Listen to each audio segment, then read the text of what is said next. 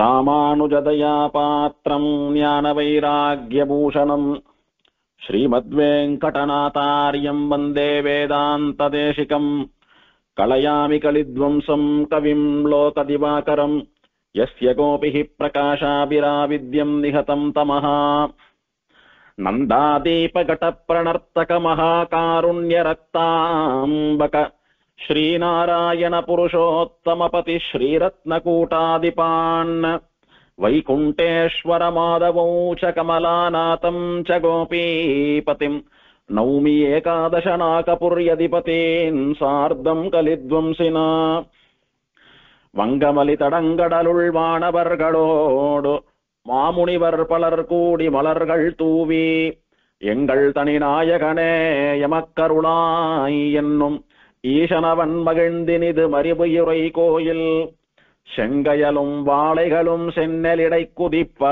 சேலுகளும் செழும்பனை சூழ் வீதி தோறும் இடைந்து மங்கள் மதி அகடுரிஞ்சு மணிமாடனாங்கூர் வைகுந்த விண்ணகரம் வணங்கு மடனெஞ்சே.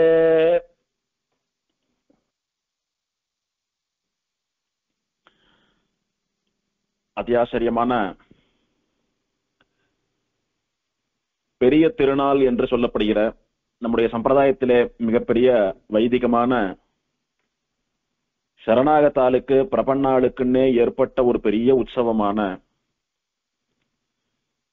ஸ்ரீவைகுண்ட ஏகாதசி மகோத்சவம் இன்றைய தினம் எல்லா திவதேசத்து எம்பெருமான்களும் பரம்பதவாசல் சேவை சாதித்து அடியவர்களான எல்லோரையும் அனுபவிக்கக்கூடிய ஆச்சரியமான உத்தமமான தினம்.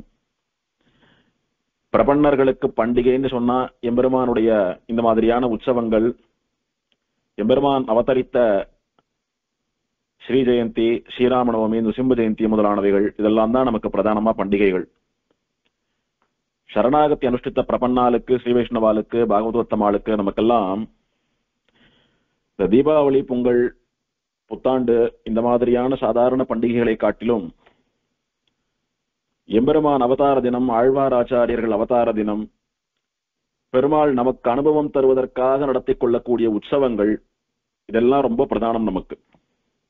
அந்த மாதிரி இருக்கிற எல்லா உற்சவம் பிரதானம்னு கூட சொல்லலாம். அந்த மாதிரி ஒரு உற்சவமாக நம்முடைய பூர்வாச்சாரியர்களாலே பெரிய திருநாள் அப்படின்னு கொண்டாடப்பட்ட அத்தியாச்சரியமான ஸ்ரீவைகுண்ட ஏகாதசி நன்னாள். இன்றைய தினம் நாம எதிர்பார்க்காமலேயே பெருமாள் நமக்கு திரு வைகுந்த விண்ணகரம்னு சொல்லக்கூடிய திவ்யதேசத்தை அனுபவிக்கக்கூடிய பாக்கியத்தை அனுகிரகித்திருக்கிறான். இந்த திருநாங்கூர் திருப்பதிகள் 11 திருப்பதிகளை ஆழ்வார் ஒரு கிரமத்துல மங்களாசாசனம் பண்றார். அந்த கிரமத்தின்படி புஸ்தகத்துல கொடுத்திருக்கா. அந்த கிரமத்துல போனா என்ன ஆகும்னா, இப்ப இந்த திருநாங்கூர் திருப்பதிகளை 2ஆ பிரிச்சுக்கிறோம். நாங்கூருக்குள்ளேயே இருக்கக்கூடியது 6, வெளியில இருக்கக்கூடியது 5ன்னு பிரிச்சுக்கிறோம். முதல்ல நாங்கூருக்குள்ள இருக்கிற 6ல இருக்கிறவாள்ல முதல் பெருமாள் மணிமாட கோயில் பெருமாள், அவரை சேவிச்சுட்டு பக்கத்துல நடந்தே வந்து 6 பேரையும் சேவிக்கிற மாதிரி இவாளை முடிச்சுட்டு அந்த 6 பேரையும் நாங்கூர்ல முடிச்சுட்டு நாங்கூருக்கு வெளியில 3-4 கிலோமீட்டர் தூரத்துல இருக்கக்கூடியதான மற்ற திவதேசங்களை எல்லாம் சேவிச்சுட்டு வந்தோமானா சேவிக்கிறதுக்கும் அனுபவிக்கிறதுக்கும் சுலபமா இருக்கும்னு இந்த மாதிரியான ஒரு கிரமத்துல போறோம். ஆழ்வார் என்னன்னா, ஆழ்வார் ஒரு இடத்துல பாடுவார், திடீர்னு அவருக்கு வேற பெருமாள் ஞாபகம் வந்துட்டா அவரை பத்தி பாட ஆரம்பிச்சிருவார். திரும்ப இங்க வருவார், திரும்ப அங்க போவார். சீரார் திருவேங்கடமேன்னு சொன்னவர் பக்கத்துல எங்கேயும் படாம நேர திருக்கோவலூரே. திருப்பதி எங்க இருக்கு, திருக்கோவலூர் எங்க இருக்கு. திரும்ப திருக்கோவலூர்ல இருந்து பக்கத்துல திருவேந்தபுரத்தை பாடுவாரான்னு பார்த்தா இல்ல, காஞ்சிபுரத்துக்கு வந்துட்டார் ஆழ்வார். அந்த மாதிரி ஆழ்வாருடைய மனசு காரார் கடல் வண்ணன் பின் போன நெஞ்சமும் வாராதே என்னை மறந்ததுதான்னு பெருமாள் பின்னாடியே போயிட்டு இருக்கக்கூடிய மனசு. அவர் மனசுடைய வேகத்துக்கெல்லாம் நம்மால ஈடு கொடுக்க முடியாது. அவருடைய வழியெல்லாம் நம்ம போறது கஷ்டம். அவருடைய வழியை கடைபிடிக்கணும் அப்படின்னு முயற்சி பண்ணலாமே தவிர ஆழ்வாருக்கு சமானமான ஒரு வேகத்தோட கூட நாம பெருமாள் அனுபவிப்பது என்பது கொஞ்சம் கஷ்டம். அதனால நம்ம சக்திக்கு, நம்ம புத்திக்கு தகுந்தவாறு இந்த நாங்கூரை முடிச்சுட்டு அதுக்கப்புறம் வெளியில போலான்றதுனால இந்த மாதிரி மாத்திக்கிறோம். அதுல நேத்து திருச்செம்பொன்சை கோயில் சொல்லி இருந்தா இன்னைக்கு வைகுந்த விண்ணகரத்தோட நாங்கூர் முடியாது. அது சொல்லாதபடினால இன்னைக்கு உத்தமமான வைகுண்ட ஏகாதசியா இருக்கிறபடினால இந்த வைகுந்த விண்ணகரம் ஸ்ரீவைகுண்ட அனுபவத்தை அனுபவிச்சுட்டு செம்பொன்சை கோயில் திங்கக்கிழமை அனுபவிச்சுக்கலான்றதா. 108 திவதேசங்கள்ல சோழ நாட்டு திருப்பதிகள்ல திருநாங்கூர் திருப்பதிகள் 11ல திருவைகுந்த விண்ணகரம் அப்படின்னு சொல்லக்கூடிய இந்த திவ்ய தேசம் நாங்கூருக்குள்ள இருக்கக்கூடிய 6 திவ்ய தேசங்கள் இதோட முடிகிறது. செம்பொன்செய் கோயில் சொல்லி இருந்தா அதோட சேர்த்து முடிகிறது. ஆக இவை யாரும் நாங்கூருக்குள்ளேயே இருக்கக்கூடிய திவ்ய தேசங்கள். திருமணிமாட கோயிலேருந்து ஆரம்பித்து திருச்செம்பொன்செய் கோயில் வரைக்கும் 5 திவ்ய தேசங்களும் 2 தெரு தூரத்திலேயே இருக்கக்கூடியது. வைகுந்த பெருமாள் சன்னதி மட்டும் கொஞ்ச தூரம்னா ஒரு 3/4 கிலோமீட்டர் 1 கிலோமீட்டர் தூரத்துல தனியா ஒரு வனத்திலே வயல்வெளிகளின் நடுவில் இருக்கக்கூடிய ஆச்சரியமான திவ்யதேசம். பெருமாள் இங்கே பரமபதநாதனா ஸ்ரீவைகுண்டநாதனாவே சேவை சாதிக்கிறார். பெருமாள் பரமபதநாதனாக திருக்கோலம் சாற்றிக் கொண்டு சேவை சாதிப்பதுன்றது வேற. இங்க பெருமாள் பரமபதநாதனாகவே இருக்கிறார் அப்படின்றதுதான் உத்தமமான ஒரு அனுபவம். வேற எந்த திவ்ய தேசங்கள்லயும் கூட பெருமாள் இந்த மாதிரி வைகுண்டநாதனாவே சேவை சாதிக்கிறதுன்றது இல்லை. வைகுந்த பெருமாள்னு பெயர் இருக்கும், ஆனா பெருமாள் அமர்ந்த திருக்கோலத்திலோ நின்ற திருக்கோலத்திலோ இருப்பார். உதாரணமா காஞ்சிபுரம் பரமேஸ்வர விண்ணகரத்திலே வைகுண்ட பெருமாள்னு பெருமாளுக்கு திருநாமம். மூலவர் அமர்ந்த திருக்கோலம், உற்சவர் நின்ற திருக்கோலம். இந்த மாதிரி வைகுண்டத்தில் இருப்பது போலவே திருக்கோலம் அப்படின்றது இங்க மட்டும்தான். அது இந்த திவதேசத்திற்கு ஒரு ஏற்றம். இந்த ஏகாதச ருத்ராளுடைய கோபத்தை தனித்து அந்த ருத்ரதாண்டவத்தை நிறுத்தணுன்றதுக்காக எம்பெருமான் இங்க வந்தான் அப்படின்னு பார்த்தோமோ இல்லையோ. வந்தவன் எப்படி வந்தான்? தேவர்கள் ரிஷிகள் இவாளுடைய பிரார்த்தனைக்கிணங்க வைகுண்டநாதன் அந்த கோலத்தை கூட மாத்திக்காம ஸ்ரீவைகுண்டநாதனாவே வந்துட்டான்னு பார்த்தோமோ இல்லையோ முதல் நாள் அறிமுகத்தன்னைக்கு. அந்த எம்பெருமான் தான் இந்த எம்பெருமான் அப்படின்றதுனால இவர் அந்த மணிமாட கோயில் பத்ரிநாராயண பெருமாளுக்கும் கூட மூத்தவர் அப்படின்னு சொல்றார். ஸ்ரீவைகுண்டத்துல பெருமாள் எப்படி யாரோட எந்த மாதிரி எல்லாம் அமர்ந்து கொண்டிருக்கிறானோ அந்த மாதிரியே அமர்ந்து இருப்பதுன்றது இங்க அனுபவம். இங்க சேவித்தா ஸ்ரீவைகுண்டத்தை சேவிக்க வேண்டியதில்லை, இதே சேவைதான் அங்கேயும். இது லீலா விபூதி, அது நித்திய விபூதின்றது மட்டும்தான் வித்தியாசமே தவிர மத்த எல்லாம் ஒண்ணுதான். அந்த அளவுக்கு ஸ்ரீவைகுண்ட துல்லியமான திவதேசம் இது. ஸ்ரீவைகுண்டத்துல இருக்கக்கூடிய பெருமாளே இங்க வந்து வைகுந்த விண்ணகரம் வைகுண்டநாதனா சேவை சாதித்தான். 11 திவ்யதேசத்து பெருமாள்கள் 11 புராண ஸ்தலத்து பெருமாள்கள் இங்க வந்து 11 திவ்யதேசங்களா குடிகொண்டான்னு பாக்குறோமோ இல்லையோ. அதுல இந்த திவ்யதேசத்திலே சாட்சாத் ஸ்ரீவைகுண்டம் திருப்பரமபதம் என்ற ஆழ்வார்களாலே மங்களாசாசனம் பண்ணப்பட்ட 108வது திவ்யதேசம்னு சொல்லக்கூடிய நில உலகிலே பார்க்க முடியாததான உத்தமமான ஸ்ரீவைகுண்டத்திலிருந்து வந்த பெருமாள் இங்கே வைகுந்த விண்ணகரத்திலே வைகுண்டநாதனா சேவை சாதிக்கிறோம். இங்கே பெருமாளுக்கு மூலவருக்கு வைகுந்தநாதன் அப்படின்னு திருநாமம். தாமரை கண்ணுடைய பிரான் அப்படின்னு இன்னொரு பெயர். வைகுண்டநாதன் தாமரை கண்ணுடைய பிரான்னு 2 பேர் பெருமாளுக்கு. முதல்ல இந்த பெருமாளுடைய படத்தை சேவிக்கணும். அடியன் ஒரு 3 படம் ஷேர் பண்றேன் பாருங்க. அதுல மூலவரோடு பெருமாள் உற்சவர் எல்லாம் சேர்ந்து இருக்கக்கூடிய படத்துல எல்லாருமே இருக்கா. இங்க ஒரே சந்நிதி தான். ஏன்னா வைகுண்டம் இல்லையோ, வைகுண்டத்துல தனித்தனி சன்னதி எல்லாம் கிடையாது, எல்லாம் சபையில தான் உட்கார்ந்துட்டு இருப்பா, ஒன்னாதான் இருப்பா. பரிஷத்துன்னு பேரு, ஒரு சபை. பெருமாள் ஆச்சரியமா வைகுண்டநாதனா மூலவர் எழுதிருக்கார். ஸ்ரீதேவி, பூமி தேவி, நீலாதேவின்னு வைகுண்டத்திலே இருப்பது போல 3 நாச்சிமார்கள். உற்சவரும் அதே மாதிரிதான், பெருமாளுக்கு டிட்டோ உற்சவர், அப்படியே எந்த மாற்றமும் இல்ல. ஸ்ரீதேவி, பூமி தேவி, நீலாதேவியோட அதே போல உற்சவர் மூலவரை போலவே அமர்ந்த திருக்கோலத்திலே உற்சவர். இப்படி ஆச்சரியமா ஸ்ரீவைகுண்டத்தில் இருப்பது போல முப்பெரும் தேவியர்களோட எம்பெருமான் எழுந்தருள் இருக்கக்கூடியதான ஆச்சரியமான ஒரு காட்சி. இந்த பெருமாள் உற்சவரை மட்டும் தனியா சேவிக்கணும்ன்றதுக்காக தனி ஒரு படம், அவரை கவச்சம் இல்லாம ஏகாந்தமா சேவிக்கிறதுக்காக அது ஒரு படம். மொத்தம் 3 படம் கொடுத்திருக்கேன் அடியன். இந்த படத்தை பத்தின சமாச்சாரங்கள் வரும்போது அந்த படங்களை சேவிச்சு அனுபவிக்க வேண்டியதுன்னு பிரார்த்திக்கிறேன். இப்ப பெருமாள் வைகுந்த விண்ணகரம் வணங்கு மடநெஞ்சேன்னு ஆழ்வார் மங்களாசாசனம் பண்றார். வைகுண்டத்திலிருந்து வந்த பெருமாள் இவன். பெருமாள் எழுந்தருள் இருக்கக்கூடிய இடமே வைகுண்டத்துக்கு சமானமான இடம்தான். அப்படின்ற போது வைகுண்டத்திலிருந்து அந்த கோலத்தை கூட மாத்திக்கொள்ளாமல் வந்த பெருமாள் எழுந்தருள் இருக்கக்கூடிய இடத்தை வைகுண்டம்னு சொல்லாம வேறு என்ன சொல்வது? ஆகையினாலே வைகுந்த விண்ணகரம்னே பேர் கொடுத்துட்டார் ஆழ்வார்.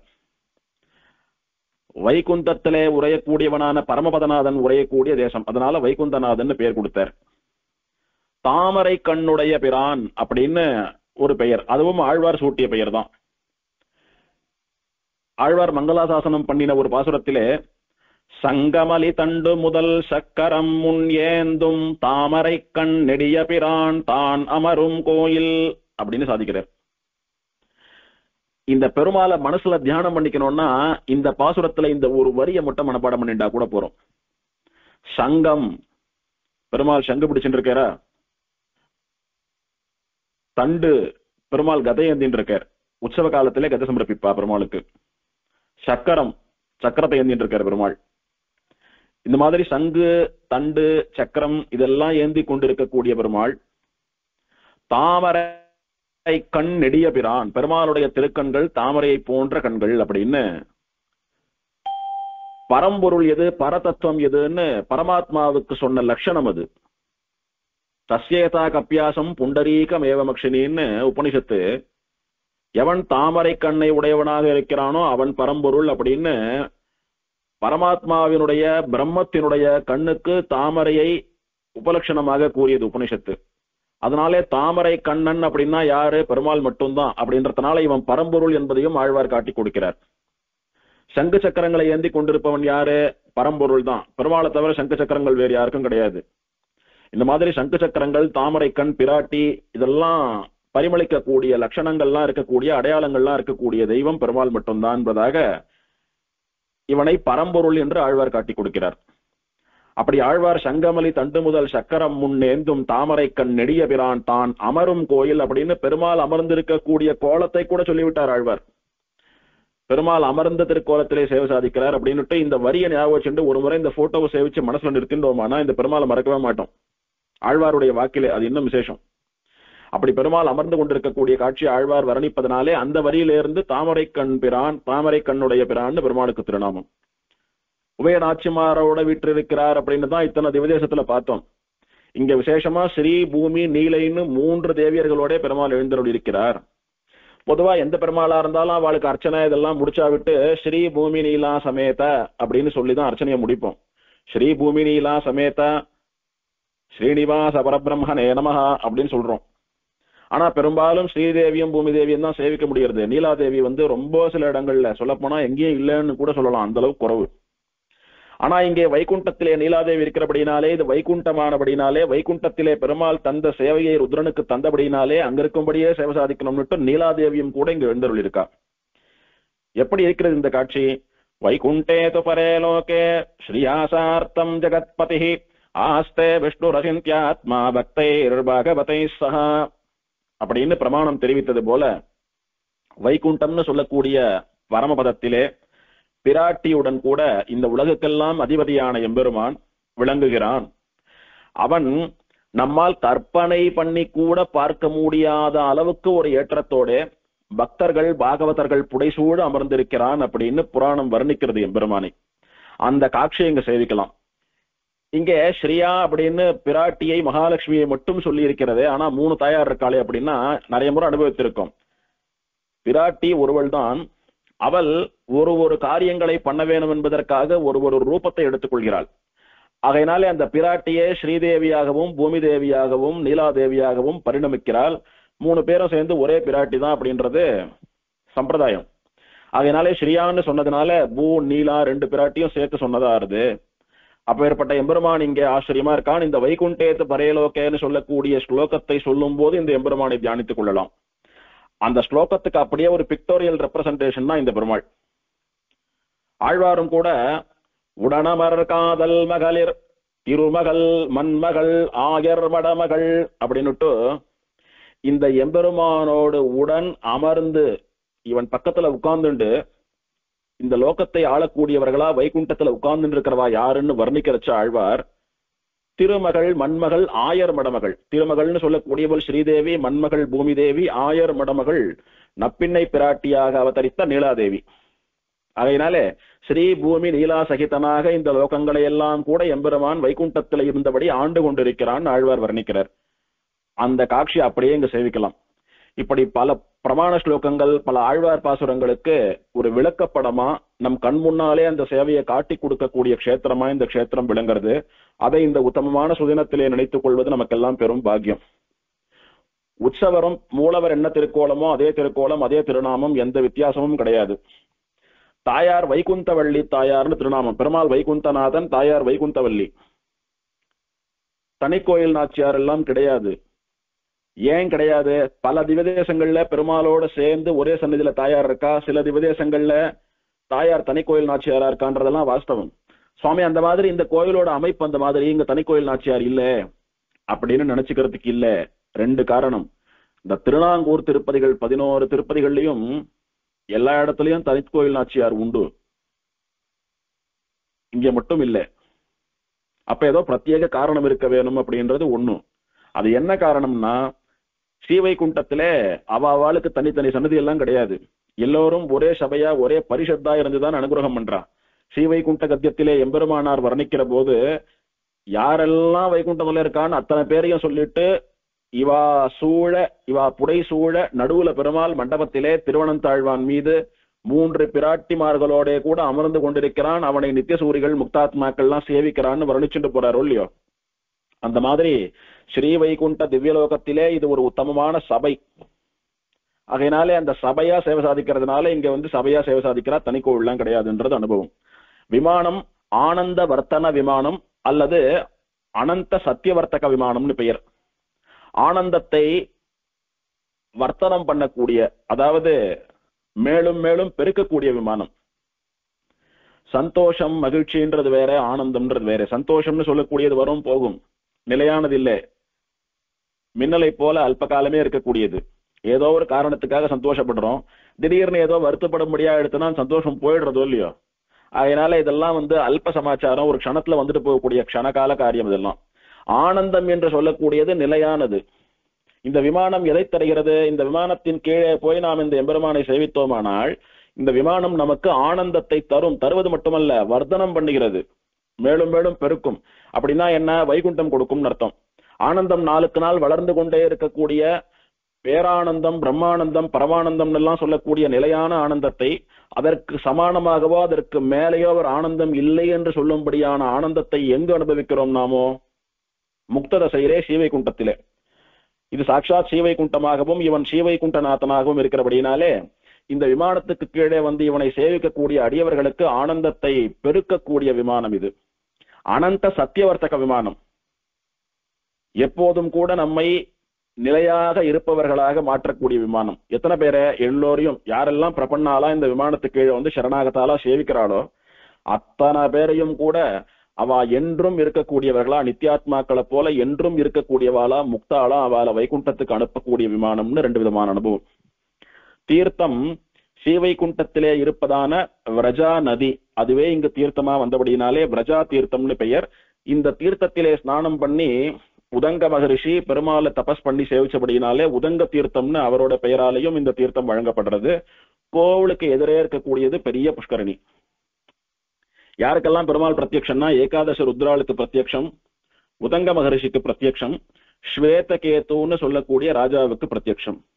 ஆகமம் ஸ்ரீபாஞ்சராத்திராகமம், மங்களாசாசனம் திருமங்கையாழ்வார் மட்டும் பெரிய திருமொழி 3:9 அந்த பதிகத்தினாலே ஆச்சரியமா ஆழ்வார் மங்களாசாசனம் பண்ணிருக்கார். இப்போ ஸ்தல புராணத்துல பார்க்கலாம். ஸ்தல புராணம் ரொம்ப சின்னது.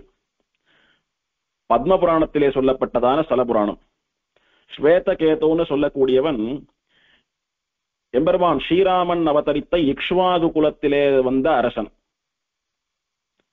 ராமருடைய பரம்பரையிலே தோன்றிய அரசன் அவன் ஸ்வேதகேது. அவனுடைய மனைவிக்கு தமயந்தின்னு பெயர். அவ 2 பேரும் பரம விஷ்ணு பக்தாலா இருந்து கணக்கே இல்லாமல் பல வருஷ காலங்கள் தபஸ் பண்ணி வைகுந்தம் போனா. வைகுந்தம் போன இடத்துல அவளுக்கு பசி தாகம் அடங்கல, பசி எடுத்துட்டே இருக்கிறது, தாகம் எடுத்துட்டே இருக்கிறது. அதனால ரொம்ப சங்கடப்பட்டா, சிரமப்பட்டா. என்ன இது வைகுண்டத்துக்கு பசி தாகம் போலயே பிரகிருத்தில இருக்கிறது போலவே அனுபவிச்சுட்டு அவஸ்தப்பட்டு இருக்கோமே, பெருமாளை நிம்மதியா சேவிக்க முடியலையேன்னு வருத்தப்பட்டா. ஏதோ குறை இருக்கு, அதை போய் நிவர்த்தி பண்ணிட்டு வரணும்.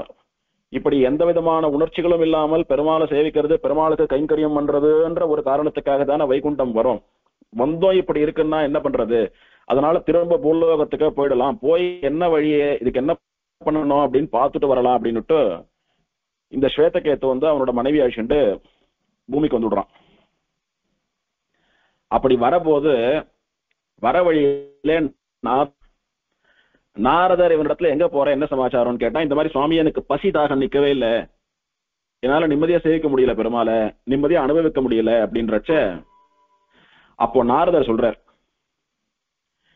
நீ நன்னா தான தர்மங்கள்லாம் நிறைய பண்றதுக்கு சக்தி இருந்தும் மனசு இல்லாததுனால நிறைய தான தர்மங்கள்லாம் பண்ணாமையே உன் காலத்தை தள்ளிவிட்ட.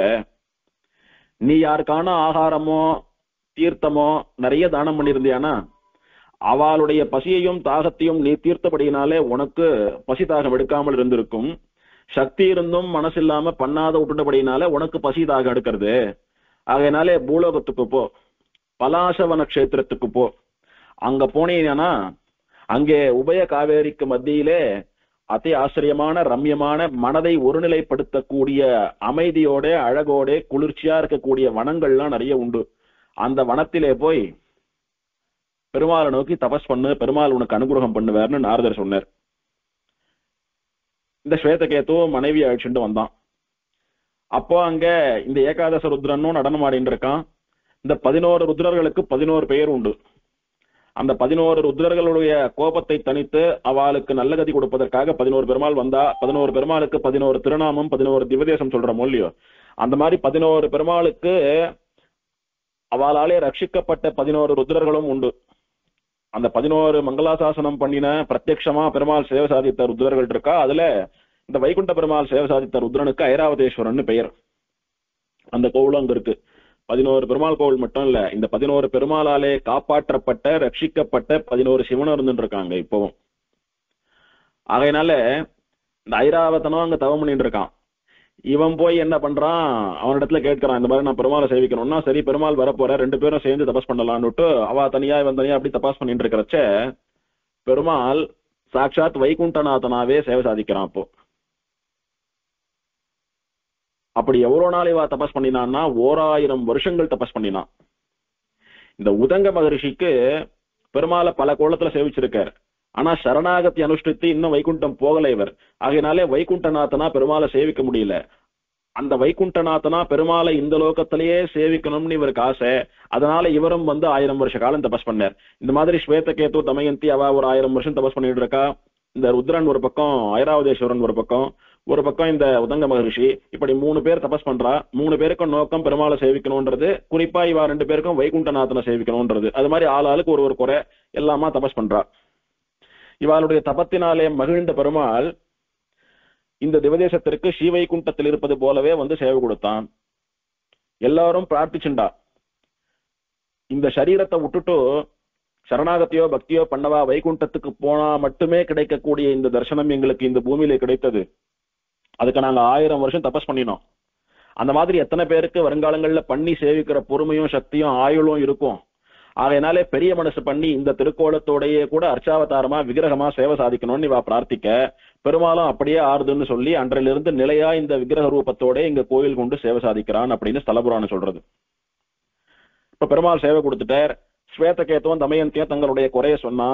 சரி, உங்களுடைய குறை தீர நிறைய தான தர்மங்கள்லாம் பண்ணுங்கன்னு பெருமாள் சொல்லிட்டு புறப்பட்டார். நிறைய பேருக்கு ததியாராதனம், தீர்த்த தானம், அந்த மாதிரி என்னென்னலாம் பண்ணணுமோ எல்லாத்தையும் பண்ணிட்டு பல காலம் பெருமாளுடைய கைங்கரியங்களை பல திவதேசங்கள்ல பண்ணிட்டு கடைசியா அந்த வைகுண்டநாதன் திருவடிக்கு பரமபதத்துக்கு போய் சேர்ந்து நிலையா வாழ்ந்துட்டு இருக்கா அப்படின்னு புராணம் சொல்றது. இந்த ஸ்தல புராணத்தை யார் கேட்கிறாளோ இல்ல படிக்கிறாளோ இல்ல சொல்றாளோ அவளுக்கெல்லாம் நல்ல குழந்தை செல்வம், ஐஸ்வர்யம், மோட்சம் ஆகிற எல்லா பலன்களும் நிச்சயம் கிடைக்கும் அப்படின்னு பத்ம புராணத்திலே பலனும் கூட சொல்லப்பட்டிருக்கிறது. அதாவது இவ்வுலக வாழ்க்கை அவ்வுலக வாழ்க்கை ரெண்டுத்துக்கும் அனுகிரகம் பண்ணக்கூடிய ஒரு மகிமை பொருந்திய பெருமாள் கஷேத்திரம்னு சொல்றது. இப்போ இதுல டெக்னிக்கலா சில விஷயங்களை பத்தி விசாரணை. வைகுண்டத்துக்கு போனவன் எப்படி திரும்பி வந்தான், வர முடியுமா ஒரு கேள்வி. 2வது, வைகுண்டத்திலே பசி தாகம் எல்லாம் எடுக்குமா, இவனுக்கு எப்படி எடுத்தது அப்படின்னு 2 கேள்வி. இது ஸ்தலபுராணத்துல இல்ல, ஸ்தலபுராணத்துல இவ்வளவுதான் இருக்கு. இப்ப இந்த 2 விசாரங்கள் எதுக்காக இந்த விசாரம் அப்படின்னா, அனுபவிக்கிற விஷயத்த நன்னா அனுபவிக்கலாமே அப்படின்னுட்டு. வைகுண்டத்துக்கு போனவா திரும்ப வருவதே கிடையாது, நச்ச புனராவர்த்தத்தைன்னு பிரமாணம் சொல்றதுன்னு பாக்குறோம். அப்புறம் எப்படி இவன் திரும்பி வந்தான்? அதுக்கு 2 விஷயம். ஒண்ணு, வைகுண்டத்துக்கு போனவன் திரும்பி வரதில்லைன்னா சம்சாரத்திற்கு திரும்பி வரதில்லைன்னு அர்த்தம். வைகுண்டத்துக்கு போனவா சொர்க்கத்துக்கோ நரகத்துக்கோ போன மாதிரி கொஞ்ச காலம் வாழ்ந்துட்டு திரும்ப வந்து மனுஷாலா பிறந்து இந்த உலக வாழ்க்கையில ஈடுபட மாட்டான்னு அர்த்தம். அப்ப வைகுண்டத்துக்கு போனவாளால திரும்பி வர முடியும். எதுக்காக வருவா? பெருமாள் சேவிக்க, பெருமாள் காரியம், அந்த மாதிரி ஏதானும் ஒரு காரியத்துக்காக வந்துட்டு போலாமே தவிர சம்சாரத்திற்கு திரும்பி வர முடியாது அவளால. அதுக்கு ஒரு சின்ன உதாரணம். இப்ப நித்திய சூரிகள்லாம் இங்க வந்து ஆழ்வாருக்கு உபதேசம் பண்றா. விஸ்வக்சேனர் வரார், நம்மாழ்வாருக்கு வந்து சமாசயனம் எல்லாம் பண்ணி உபதேசம் எல்லாம் பண்ணிட்டு போறார். நம்மாழ்வார் வரார், நாதமணிகளுக்கு உபதேசம் பண்ணிட்டு போறார். பெருமாளுடைய திருமணி திருவேங்கடமுடையான் சுவாமி தேசிகனா அவதாரம் பண்ணார்னு சொல்றோம். பஞ்சாயுதங்கள் திருவனந்தாழ்வான்லாம் சேர்ந்து ராமானுஜரா அவதாரம் பண்ணார்னு சொல்றோம். பெருமாளுடைய ஒரு நித்திய சூரியும் ஒரு திருவாபரணமும் ஒரு ஆழ்வாரா அவதாரம் பண்ணான்னு சொல்றோம். அப்ப அவெல்லாம் வைகுண்டத்துல இருந்து வந்தவா தானே. எப்படி வந்தா அப்படின்னா, வந்து இங்க வந்து அப்படியே வந்து நம்மளாட்ட சம்சாரத்தை அனுபவிச்சுண்டு அவ வாழ்க்கையை தள்ளல. நிறைய பேர் அவளாட்டமா வைகுண்டத்துக்கு போனோன்றதுக்காக பெருமாள் எப்படி அவதாரம் எடுத்து நல்ல காரியம் பண்றானோ அந்த மாதிரி அவதாரம் எடுத்து எல்லோரையும் உஜ்ஜீவிப்பதற்காக, கடை தேற்றுவதற்காக வரா. ஆகையினாலே சம்சாரத்துக்கு தான் திரும்பி வர முடியாதே தவிர பெருமாள் காரியம் அதுக்கு வரலாம். பெருமாள் காரியம்னா என்ன? பெருமாள் சொன்ன காரியத்தை பண்றதுக்கு வர்றது. விஸ்வக்சேனரே நீங்க போங்கோ, ஷடகோபனுக்கு உபதேசம் எல்லாம் பண்ணிட்டு சம்பிரதாய பிரவச்சனம் பண்ணும்படியா அனுகிரகிச்சுட்டு வாங்கோன்னு பெருமாள் பிராட்டி சொல்றா. விஸ்வக்சேனர் வந்து நம்மாழ்வாருக்கு எல்லாம் பண்ணிட்டு போறார். நம்மாழ்வார் வந்து நாதமுனிகளுக்கு பண்றார்.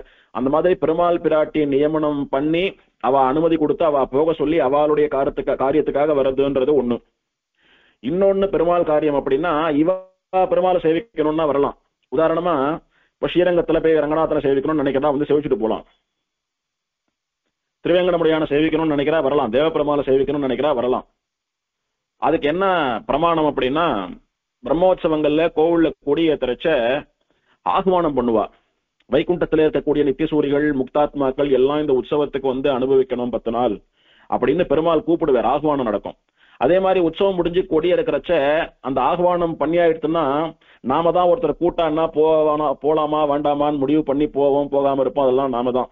அவள்லாம் மந்திரத்திற்கு பெருமாளுக்கு கட்டுப்பட்டவாளானபடினாலே அந்த ஸ்லோகங்களை சொல்லி அவளை வர்ணித்து பெருமாளுடைய சந்நிகத்திலே இருந்துட்டு பெருமாள் சார்பா அர்ச்சகர் கூட்டாருன்னா நிச்சயம் அடுத்த க்ஷணம் இங்க நிப்பா நித்தியசூரிகள் முக்தாத்மாக்கள்லாம். அதே மாதிரி 10 நாள் உற்சவத்தை அனுபவிச்சுட்டு கொடி இறக்குறச்ச பெருமாள் விடை சாதித்தல் அப்படின்னு ஒரு வைபவம் நடக்கும். அப்போ நித்தியசூரிகளுக்கு விடை, முக்தாத்மாக்களுக்கு விடை, ஸ்ரீ வைஷ்ணவர்களுக்கு விடை, ஊர் பொதுமக்களுக்கு விடை அப்படின்னு எல்லாம் விடை சாதிப்பார் பெருமாள். அப்போ எல்லாம் நல்லபடியா உற்சவத்தை சேவிச்சிங்கோ, எல்லாருக்கும் என்னுடைய அனுகிரகம் பூர்ணமா உண்டு, நல்லபடியா போயிட்டு வாங்கன்னு பெருமாள் அவளை அனுப்பி வைக்கிறார், வழி அனுப்புறார் அப்படின்னு அர்த்தம். அதனாலே பெருமாள் சொன்ன காரியம் அல்லது பெருமாளை இவா அனுபவிக்கக்கூடிய காரியம், அந்த மாதிரி காரியங்களுக்கு வரலாம். அதுல அவதாரங்களும் அடங்கும். இப்போ திருமலையில விஸ்வக்சேனர் அவதாரம் பண்ணி தபஸ் பண்ணாருன்னு பாக்குறோம். அந்த மாதிரி பல ஸ்தல புராணங்கள்ல பல நித்தியசூரிகள் வரா. இங்க கருடன் வந்து தபஸ் பண்ணார், இங்க அனந்தன் வந்து தபஸ் பண்ணார் அப்படின்னா அதெல்லாம் பெருமாளுடைய அவதாரத்தை போல அவளுடைய சங்கல்பத்தினாலே ஏற்படுறதே தவிர பெருமாளுக்கு எப்படி இந்த ராமன் கிருஷ்ணன் முதலான ஜென்மா எல்லாம் நம்ம போல பாவ புண்ணியம்னு சொல்லக்கூடிய கர்மாக்களினாலே ஏற்படுவது இல்லையோ அந்த மாதிரி இவாளுக்குன்னு வச்சுக்கணும். இது ஒண்ணு. இன்னொன்னு, வைகுண்டத்துக்கு போனா சரி பெருமாள் காரியம், பெருமாள் வைகுண்டநாதனா சேவை சாதிக்கணும், அது 4 பேர் அந்த காட்சியை சேவிக்கணும் அப்படின்னு ஒரு பெருமாள் காரியமா இருக்கலாம். அதனால இவன் வந்தான்னு யோசிச்சு பார்த்தோம்னு வச்சுக்கோங்களேன். அது சரி. ஆனா ஏன் பசி தாகம் எடுக்கிறது இவனுக்கு? சாதாரண லோகம் சொர்க்கம், வைகுண்டத்துக்கு சமானமா ஒப்பிட்டு பேச இல்லை, நினைக்க கூட முடியாத ஒரு சாதாரணமான லோகம் தான் சொர்க்கம்னு சொல்லக்கூடியது. கேவலம் அந்த சொர்க்கத்திலேயே பசி தாகங்கள்லாம் இருக்காது அப்படின்னு சொல்றாளே, வைகுண்டத்துல எப்படி சுவாமி பசி தாகம் இருக்கும் அப்படின்னா, வைகுண்டம்னு சொல்லக்கூடியது ஸ்ரீ வைகுண்டம் பரமபதம் எல்லாம் நாம சொல்றது நித்தியசூரிகள் முக்தாத்மாக்கள் மட்டுமே போகக்கூடிய, அவ மட்டுமே வசிக்கக்கூடிய இடம். பிரம்மா என்ன, ருத்ரன் என்ன, அவ என்ன, இவ என்ன யாரும் போக முடியாது. அங்க எந்த தேவர்களும் கூட போக முடியாது, எந்த ரிஷிகளும் கூட போக முடியாது. உபாயம் பக்தியோ பிரபத்தியோ அனுஷ்டித்து மோட்சத்துக்கு போனாதான் உண்டு, இல்லைன்னா இல்லை. ஸ்ரீ வைகுண்ட கத்தியத்திலே ராமானுஜர் என்ன சொல்றார், இந்த வைகுண்ட லோகத்தை வர்ணிக்கிறச்ச ஸ்ரீமதி வைகுண்டே திவ்யலோகே சனக விதி சிவாதிபிரபி அச்சிந்திய ஸ்வபாவ ஈஸ்வரியைஹி. உத்தமமான இந்த வைகுண்ட திவ்யலோகம் இருக்கிறது, அது பிரம்மா ருத்ரன் சனகா இவெல்லாம் கூட கற்பனை பண்ணி கூட பார்க்க முடியாதபடியான ஒரு சொந்த லோகம். அது அச்சிந்திய, நினைச்சு கூட பார்க்க முடியாது. எருத்துக்கொடி உடையானும் விரமனும் இந்திரனும் உன்னை அறியா பெருமையோரே, பிறவி என்னும் நோய்க்கு மருந்தறிவாரும் இல்லை. அவளுக்கெல்லாம் பெருமாளுடைய ஏற்றம் உள்ளது உள்ளபடி தெரியாது. தெரியாதபடியினாலதான் தங்களையும் ஒரு தெய்வம் நினைச்சுட்டு இருக்கா. மமதையில பெருமாள் இன்னும் சரணாகதி பண்ணல, இன்னும் மோட்சத்துக்கு போகாம இருக்கா.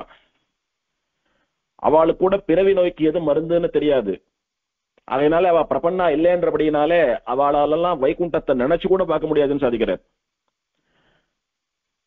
அப்படி இருக்கிற பட்சத்துல இந்த மாதிரி சாதாரணமா போறதும் பசிதாக எடுக்கிறதும் திரும்ப வர்றதும் எப்படி கூடும் அப்படின்னா, காரிய வைகுண்டம்னு ஒண்ணு சொல்லப்பட்டிருக்கு. காரிய வைகுண்டம் அப்படின்னா பெருமாள் தன்னுடைய லீலைகளுக்காக வைத்துக் கொண்டிருக்கக்கூடிய ஒரு வைகுண்டம் போன்ற நகரம். அது விரஜைக்கு அந்த பக்கமா இருக்கக்கூடிய சாஸ்வதமான அழியாத உலகமான வைகுண்டம் அல்ல. இந்த பிரகிருதி மண்டலத்துக்கும் அந்த விரஜைக்கும் நடுவில் இருக்கக்கூடியதா ஒரு காரிய வைகுண்டம்னு சொல்லப்பட்டதான ஒரு இடம். ஒரு உதாரணமா, இப்ப ரிஷி போனார், பெருமாளை சேவிக்கணும்னு வைகுண்டத்துக்கு போனார். அங்கே துவாரபாலக்கா ரிஷியை அவமதிச்சுட்டா, அதனால நீங்க மனுஷாலா போவீங்கன்னு அந்த வைகுண்டத்துல இருந்து பிரிஞ்சு போவீங்கன்னு சபிச்சுட்டார். அப்ப அவ பெருமாளை உபாயம் கேட்கறச்ச, என்னுடைய பக்தாளா இருந்தீங்கன்னா 7 ஜென்மா கழித்து இங்க திரும்ப வரலாம், என்னுடைய விரோதிகளா இருந்தீங்கன்னா 3 ஜென்மாவில வரலாம்னு எல்லாம் சொன்னார். அதனாலதான் ஹிரண்யன் இரண்யாட்சன் எல்லாம் பிறந்தா, வராக அவதாரம், நிருசிம்ம அவதாரம், இந்த மாதிரி அவதாரங்கள்லாம் இதெல்லாம் பாக்குறோம். கொஞ்சம் யோசிச்சு பார்க்கணும். பிரம்மா ருத்ரன் இவாளாலெல்லாம் கூட யோசிச்சு கூட பார்க்க முடியாத ஒரு லோகம்னு சொல்றோம் வைகுண்டத்தை. அப்படி இருக்கிற சமயத்துல ஒரு ரிஷி எப்படி அங்க போறார்? போனவர் பெருமாளோட ஆதி காலத்திலிருந்தே இருந்துட்டு இருக்கக்கூடிய நித்திய சூரிகள்ல 2 பேரான துவாரபாலகாலை எப்படி சபிக்கிறார்? எப்படி சக்தி வருது அவருக்கு? வைகுண்டத்துக்கு போற எல்லாருக்கும் பெருமாள் இந்த 3 பிராட்டிமார் மட்டுமல்லாமல் அனந்தகரோட விஸ்வக்சேனாதிகள்னு இந்த நித்திய சூரிகள், அங்க இருக்கக்கூடிய முக்தாத்மாக்கள் எல்லோரும் சுவாமிகள் தான் இல்லையா? நம் கூறு கவர்ந்த குருக்கள் குழாங்கள் குலைகளற்கீழ் மாறுதலின்றி மகிழ்ந்தெழும் போகத்து மண்ணுவேன்னு சுவாமி சாதிக்கிறார். வைகுண்டத்துக்கு போனாலும் நம்மளுடைய ஆச்சாரியாளுக்கு நாம கைங்கரியம் பண்ணிட்டு அவ திருவடிகளின் கீழே மகிழ்ந்திருப்போம்னு சொல்றார். ஆகையினால நான் வைகுண்டத்துக்கு போயிட்டேன், அந்த சுவாமி வைகுண்டத்துக்கு வந்துட்டார், நானும் அவரை சமோன்றது கிடையாது. எப்படியானா பெருமாளும் பிராட்டியா நமக்கு சுவாமியோ, அந்த மாதிரி பூர்வாச்சாரியா இதுக்கு முன்னாடி இருக்கக்கூடிய முக்தர்கள், நித்தியாத்மாக்கள், நித்திய சூரிகள் எல்லாம் நமக்கு சுவாமி தான். இங்க சுவாமியா இருக்கிற மாதிரிதான் அங்கேயும் சுவாமியவா. அப்படி இருக்கிற பட்சத்துல சாதாரணமா எல்லா லோகங்களையும் சஞ்சாரம் பண்ணிட்டு இருக்கிற, இன்னும் மோட்சத்துக்கு போகாத ஒரு ரிஷி, சம்சாரத்தை கடக்காத ஒரு ரிஷி எப்படி போய் துவாரபாலகாலுக்கு சாபம் கொடுக்கிறார்? அவளும் பிறக்கிறா? இல்ல போன ரிஷி மட்டும் எப்படி திரும்பி வரார்? சரி, அது வைகுண்டமாவே இருக்கட்டும், அவ நித்திய சூரிகள் முக்தாத்மாக்களாவே இருக்கட்டும். இப்ப ரிஷி சபிச்சுட்டாருன்னு அவ வந்துடுறான்னா அப்புறம் என்ன வைகுண்டம் அது? அவ போவா, எதுவும் மாறாது, அவ எப்படி வேணாலும் இருக்கலாம், இவர் வரவர் எப்படி வேணாலும் இருக்கலாம், அவ அவமதிப்பா, இவர் கோவப்படுவார், இவர் சபிப்பார், சாபம் வேலை பண்றது, இவ பிறந்துடுறா. நம்ம ஊர்ல நடக்கிற மாதிரியே இருக்கு இதெல்லாம். அப்புறம் என்ன வைகுண்டம் அது? அங்க போய் விரஜையில ஸ்நானம் பண்ணாவிட்டு அவளுக்கு முக்த சாமியம் வந்துடுறது, இங்க இருக்கக்கூடிய எல்லாம் போயிடுறது, அவ திவ்ய ஸ்வரூபத்தோட வரா. அப்ப அவளுக்கு பகவானுக்கு சமானமான ஞானம் வந்துடுறதுன்னு சொல்றோம்.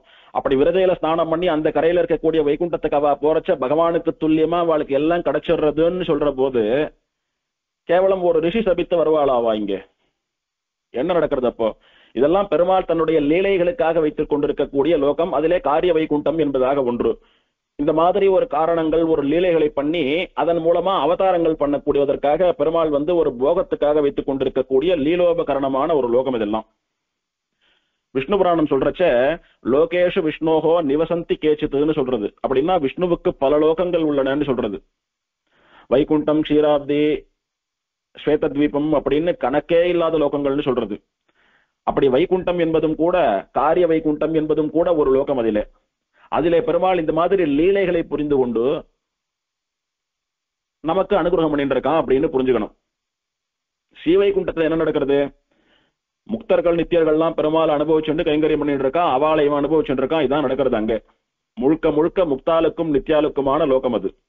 அவளும் பெருமாளும் அனுபவிக்கக்கூடிய, கலந்து பரிமாறக்கூடிய லோகம் அது.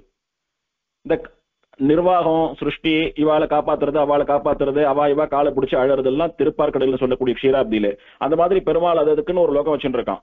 அந்த மாதிரி ஜனங்களை காப்பாற்றணும், அதுக்கு அவதாரம் எடுக்கணும் அப்படின்னுட்டு பெருமாள் தன்னுடைய லீலைக்காக வைத்துக் கொண்டிருக்கக்கூடிய இடம். காரியம் பண்ண வேணும் என்பதற்காக பெருமாள் தனியே வைத்துக் கொண்டிருக்கக்கூடிய இடம் காரிய வைகுண்டம். நிஜமான வைகுண்டத்திலே முக்த நித்யாளுடைய அனுபவம் தான். இது காரிய வைகுண்டம். இங்க இருந்து வந்து இவன் காரியம் பண்ணுவான், இவன் இருக்கிறதா காரியம் பண்ணுவான்றதா இதை புரிந்து கொள்ள வேணும். அந்த மாதிரி காரிய வைகுண்டத்துக்கு போயிருக்கலாம் இவன், அதனால திரும்பி வந்திருக்கலாம். சரி, அங்க கூட எப்படி பசி தாக எடுக்கிறது அப்படின்னா, ஏதோ ஒரு சாக்க வச்சுட்டு இங்க வந்து இவன் தபஸ் பண்ணி அதனால பெருமாள் வைகுண்டநாதனா சேவை கொடுத்து எல்லோருக்கும் அனுகிரகம் பண்ணணும்ன்றதுக்காக இதெல்லாம் ஒரு லீலைன்னு புரிந்து கொள்ள வேணும். எது எப்படி இருந்தாலும் அந்த ஸ்ரீவைகுண்டத்துக்கு போனவா என்றும் திரும்பி வருவதே கிடையாது. அங்க யாரும் யாரையும் சபிக்க மாட்டா, கோச்சிக்க மாட்டா, தண்டிக்க மாட்டா, ஒண்ணும் கிடையாது. கேவலம் ஆனந்தம் ஆனந்தம் ஆனந்தம் மட்டுமே தான் அங்கே. அப்படி உத்தமமான ஒரு தேசம். இங்கே பெருமாளுக்கு உற்சவம்னு பார்த்தா, பெருமாள் அவதாரம் பண்ணினது ஆடி மாசம் மகம் நட்சத்திரம், ஆடி மகத்தன்னைக்கு பெருமாளுடைய அவதார உற்சவம். அன்னைக்கு தீர்த்தவாரி வரும்படியா 10 நாள் பிரம்மோற்சவம் நடக்கிறது ஆடி மாசத்துல. இது வைகுண்ட விண்ணகரமா இருக்கிறபடினாலே பரமபத ஏகாதசின்னு சொல்லக்கூடிய வைகுண்ட ஏகாதசி அன்னைக்கு விசேஷமா உற்சவம், திருவத்தியன உற்சவம், நம்மாழ்வார் திருவடி தொழில், இதெல்லாம் ரொம்ப ஆச்சரியமா நடக்கிறது. அது போக இந்த திருப்பார்கடல் தீர்த்தம் இருக்கிறது, இது வைகுண்டம்னு சொன்னபடினாலே விரஜா தீர்த்தம், வைகுண்டம்னு சொல்லபடினாலே வைகுண்டத்திலே இருக்கக்கூடிய விரஜா நதியே இங்க தீர்த்தமா இருக்கிறதுன்னு புராணம் சொல்றது. அந்த தீர்த்தத்தினுடைய மகிமைக்கு ஒரு உதாரணத்தையும் ஸ்தல புராணம் காட்டுறது. ஹிம்சகன்னு ஒரு வேடனுக்கு பெயர். அந்த வேடன் இந்த ஊருக்கு வந்து இதனுடைய பெருமை தெரியாமையே இந்த தீர்த்தத்தை தினம் சாப்பிட்டு இருந்தான். அவன் சாப்பிட சாப்பிட அவன் புத்தி மாறி வேட்டையாடுறதையே நிறுத்திட்டு நல்ல தர்மிஷ்டனா, நிறைய தர்மம் பண்ணக்கூடியவனா மாறி இந்த பெருமாள் திருவடிகளை சரணாகத்தியும் பண்ணி மோட்சத்துக்கும் போனான். அவனுக்கு இந்த தீர்த்தம், இதனுடைய மகிமை, இந்த பெருமாள், இவன் வைகுண்டநாதன் எதுவுமே தெரியாது. அகஸ்மாத்தா சாப்பிடுறதுக்கு நீர்நிலை இருக்கு, குளிக்கிறான் குடிக்கிறான், அதனாலேயே இவனுக்கு இப்படி ஒரு அனுகிரகம் ஏற்பட்டு இவன் மோட்சத்துக்கு போனான். அப்படின்னா இந்த பெருமாள் தர்மபிரதர் அப்படின்னுட்டு இந்த மகாத்மியம் கொண்டாடுறது. தர்மபிரதன் அப்படின்னா தர்ம புத்தியை தரக்கூடியவன், தர்மத்தை கடைபிடிக்க செய்யக்கூடியவன், ஒருவனை தர்மிஷ்டனாக மாற்றக்கூடியவன், அதன் பலனாக தன்னையே கொடுக்கக்கூடியவன் அப்படின்னுட்டு பலாசவன கஷேத்திர மகாத்மியம்னு சொல்லக்கூடிய புஸ்தகத்திலே சொல்லப்பட்டிருக்கிறது. அப்படியா உத்தமமான தீர்த்தம் இது. இதனாலதான் சொல்றது, பெருமாளுடைய பிரசாதம் எந்த விதத்திலேயான நமக்குள்ள போச்சுன்னா நம்மை அறியாமையே நம்முடைய பாவங்கள் எல்லாம் போகி பெருமாளிடத்திலே நாம போய் சேருவதற்கு ஒரு ஹேத்துன்றதுனாலதான் பெரியவா பெருமாளுக்கு அம்சம் பண்ணாத எதையும் சாப்பிட வேணாம், புழுங்க வேணாம்னு சொன்னது. இப்படி ஆச்சரியமான ஒரு ஸ்தல புராணம் இங்கே. இப்ப இந்த எம்பெருமான் ரொம்ப பிரதானம் நமக்கு ஸ்ரீ வைஷ்ணவாளுக்கெல்லாம். எப்படின்னா, நாமெல்லாம் எப்ப ஸ்ரீ வைஷ்ணவால ஆறோம்? ஒரு ஸ்ரீ வைஷ்ணவ தாயார் தோப்பனாருக்கு குழந்தையா பிறக்கிறோம், பை பர்த் நாம வந்து ஒரு ஸ்ரீ வைஷ்ணவாளுடைய பெண்ணாவோ பிள்ளையாவோ பிறக்கிறோன்றது வாஸ்தவம். உபநயனம் பண்ணிண்டா பிராமணனாராம், பஞ்சசம்ஸ்காரம் பண்ணிண்டா வைஷ்ணவனாராம், பரநியாசம் பண்ணிண்டா சரணாகத்தனாராம் அப்படின்னு எல்லாம் சாஸ்திரம் சொல்றதோ இல்லையோ. அந்த மாதிரி பஞ்சசம்ஸ்காரம் பண்ணிண்ட போது நாம வைஷ்ணவால் ஆறோம். ஒருத்தனுக்கு பஞ்சசம்ஸ்காரம் ஆயிடுத்துன்னா அன்னையில இருந்து அவன் ஸ்ரீ வைஷ்ணவனா ஆறான். ஸ்ரீ வைஷ்ணவத்துவம் பூர்த்தி ஆறுது அவனுக்கு. அந்த பஞ்சசம்ஸ்காரத்திலே மந்திர சம்ஸ்காரம் முக்கியமானது. திருமந்திரம்னு சொல்லக்கூடிய அஷ்டாட்சரம், துவயமகா மந்திரம், சரமஸ்லோகம், இது மூணுத்தையும் ஆச்சாரியன் உபதேசம் பண்ணக்கூடியதான அந்த மந்திர சம்ஸ்காரம். அதிலே பிரதானமானது பெரிய திருமந்திரம்னு சொல்லக்கூடிய நாராயண அஷ்டாட்சரி மந்திரம். பொதுவா மந்திரங்களை எல்லாம் ஜபம் பண்றச்ச ஜபம் எப்படி பண்ணணும், என்ன சங்கல்பம் சொல்லிட்டு பண்ணணும், எந்த பெருமாளை தியானம் பண்ணிட்டு பண்ணணும், அதுக்கு என்ன தியான ஸ்லோகம் சொல்லணும்னு விதிமுறைகள்லாம் உண்டு. அதிலே இந்த திருவஷ்டாட்சர மந்திரத்தை சொல்லுகிற போது ஸ்ரீ வைகுண்டத்திலே இருக்கக்கூடிய பெருமாளை தியானம் பண்ணிட்டு அந்த ஜபம் பண்ணணும்னு சொல்லிருக்கு. ஏன் சுவாமி ஜபம் பண்ணும் போது தியானம் பண்ணணும், ஜபம் வேற தியானம் வேற, ரெண்டுத்தையும் போட்டு குழப்பணும் அப்படின்னா அப்படி இல்ல. பில்லலோகாச்சாரியர் முமுட்சுப்படியில சாதிக்கிறார். மந்திரத்திலும் மந்திரத்துக்கு உள்ளீடான வஸ்துவிலும் மந்திர பிரதனான ஆச்சாரியன் பக்களிலும் பிரேமம் கணக்க உண்டானால் காரியகரமாவது. சுவாமி, இந்த மந்திரத்தை நீங்க ஜபிக்கிறீங்க சொல்றீங்க, எப்போ தெரியுமா அந்த மந்திரத்தினால உங்களுக்கு காரியம் நடக்கும், எப்போ அந்த மந்திரம் பலிக்கும் தெரியுமா? மந்திரத்திலும் மந்திரத்துக்கு உள்ளீடான வஸ்துவிலும் மந்திர பிரதனான ஆச்சாரியன் பக்களிலும் பிரேமம் கணக்க உண்டானால், இந்த மந்திரத்தின் மேலே உங்களுக்கு வந்து ஒரு பிரதிபக்தி, ஒரு பக்தி வரணும், ஒரு ஆசை வரணும். இந்த மந்திரத்துக்கு உள்ளே இருக்கக்கூடிய வஸ்து அப்படின்னா இந்த மந்திரத்தினாலே சொல்லப்பட்ட தெய்வம், அதனிடத்திலே உங்களுக்கு விசேஷமான பக்தி இருக்க வேண்டும். மந்திர பிரதன், இந்த மந்திரத்தை உங்களுக்கு உபதேசம் பண்ணின ஆச்சாரியனிடத்திலே உங்களுக்கு விசேஷமான பக்தி இருக்க வேண்டும். இந்த மூணு இருந்தாலே இந்த மந்திரம் உங்களுக்கு பலன் கொடுக்கும், இல்லைன்னா பலனே தராதுன்னுட்டார். இவா பக்களிலே பிரேமம், காதல் கணக்க உண்டானோம். வெறும கொஞ்சம் ஆசை இல்லை, நிறைய ஆசை இருக்கணும். மகா பக்தி மகா விசுவாசம் இருக்க வேண்டும். அப்படி இருந்தாலே காரியகரம் ஆகும், இது கை கொடுக்கும் அப்படின்னு சாதிக்கிறார். மந்திரம் சொல்லக்கூடியது இந்த திருவஷ்டாட்சர மந்திரம். இந்த மந்திரத்தையே பெருமாளுக்கு சமானமா நினைக்க வேணும். சாதாரணமா ஒரு வாச்சகம் தானே, ஒரு 2-3 வார்த்தைகளுடைய தொகுப்பு தானே, எழுதினா அரளைன்னு கூட வராதுன்னு நினைக்க கூடாது. அந்த மந்திரத்தையே பெருமாளா நினைக்கணும். அதனுடைய பிரபாவத்தை தெரிஞ்சதுனாலதான் சுவாமி தேசிகன் மந்திராய மகதே நமஹா அப்படின்னுட்டு, மந்திரங்களுக்குள்ளே உயர்ந்த மந்திரமே உன்னை சரணாகதி பண்றேன்னுட்டு அந்த மந்திரத்தையே சரணாகதி பண்ணார் சுவாமி. மந்திராய மகதே நமஹா அப்படின்னு திருமந்திரத்தையே சரணாகதி பண்றார் சுவாமி. அப்படி மந்திரத்தையே பெருமாளா நினைக்கணும்ன்றது ஒண்ணு. ரெண்டாவது, மந்திரத்துக்கு உள்ள இருக்கக்கூடிய வஸ்து, அந்த மந்திரத்தினாலே சொல்லப்படக்கூடிய தேவதை யாரு? நாராயணன். நாராயண மந்திரம் தானே இது. அந்த நாராயணனிடத்திலே விசேஷமான பக்தி இருக்க வேண்டும். அவன் தான் காப்பாத்துவான் நம்மள. ஏதோ 10 தெய்வத்தை வணங்குறாப்புல 11 அவனையும் ஒரு வணக்கம் போட்டு வைப்போம் அப்படின்ற ஒரு எண்ணம் இருக்கக்கூடாது. அவனல்லால் தெய்வம் இல்லை, அவனே தான் நமக்கு அப்படின்னு அவனிடத்திலே மகா விசுவாசம் இருக்க வேண்டும். அவன் தான் நமக்குன்ற உறுதி இருக்க வேண்டும். மந்திர பிரதான ஆச்சாரியன். இந்த மந்திரத்தை பார்த்து படிச்சாலாம் நமக்கு வந்துட போறது இல்லை இதனுடைய பலம்.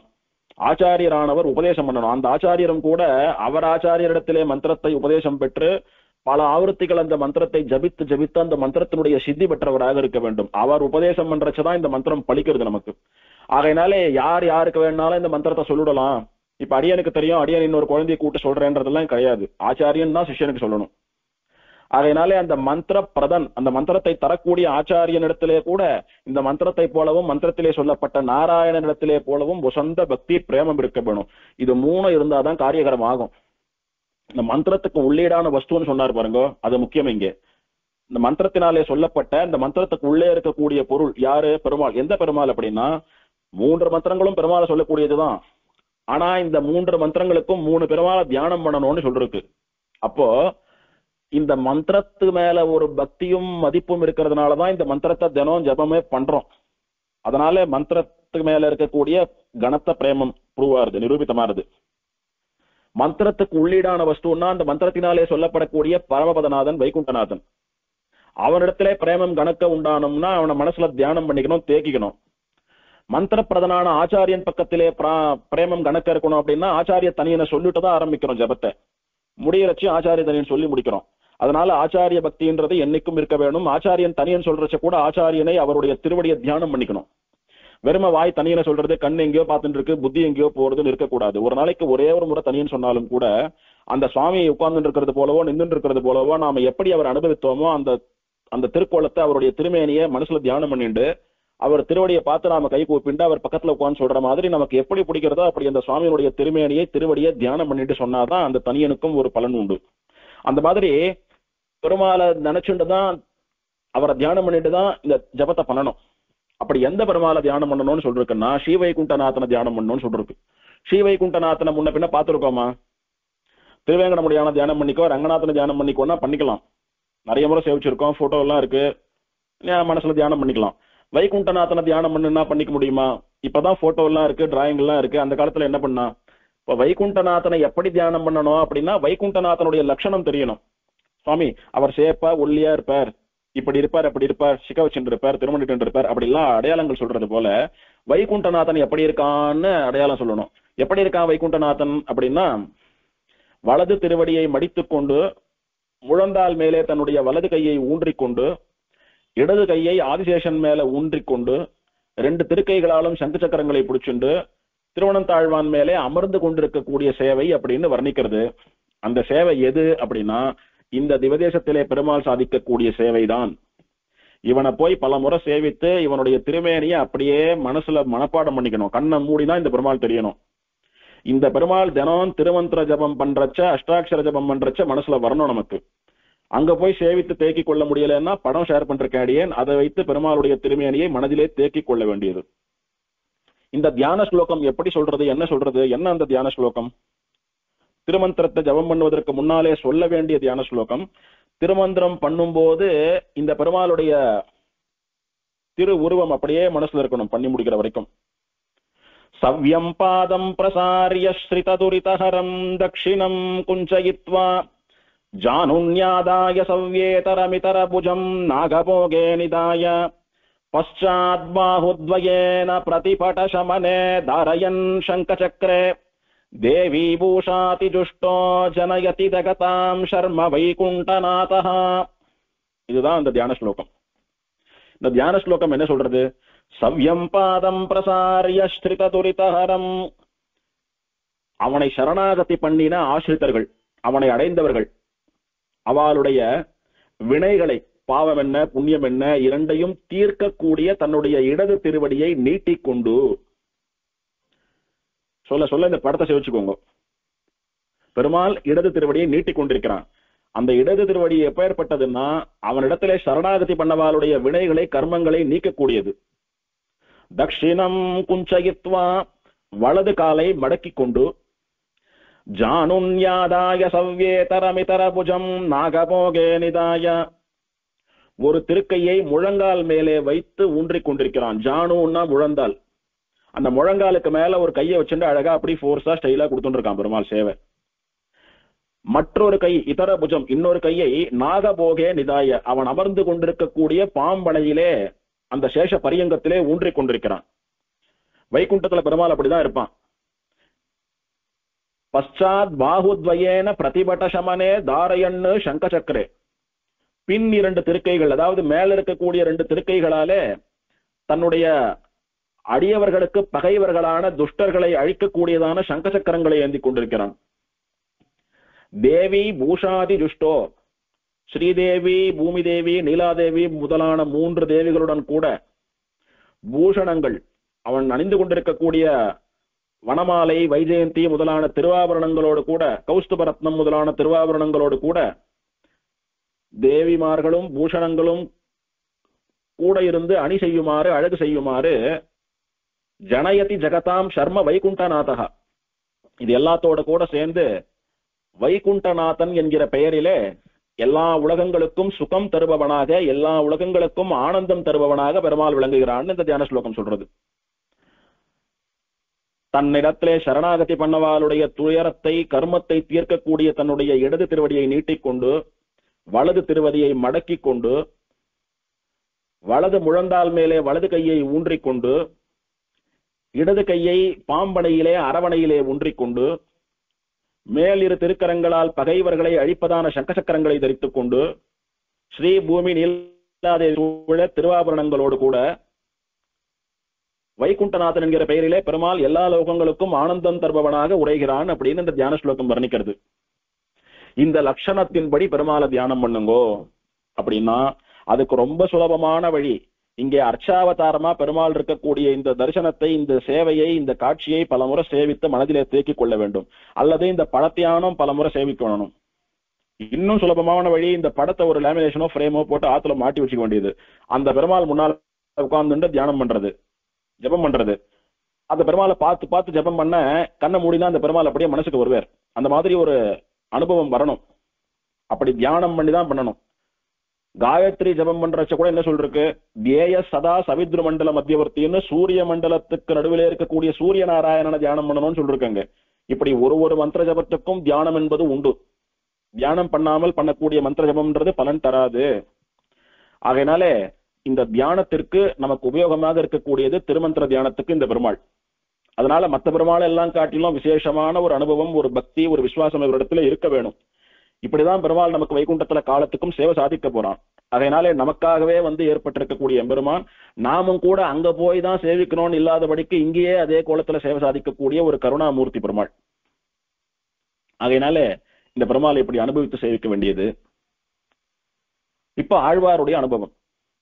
வைகுந்த விண்ணகரம்னு ஆழ்வார் இந்த திவதேசத்தை மங்களாசாசனம் பண்றார். பொதுவா நிருசிம்மாவதாரத்தினுடைய பெருமை, ராமாவதாரத்தினுடைய பெருமை எல்லாம் சொல்லி, கிருஷ்ணாவதாரத்தினுடைய பெருமையும் சொல்லி,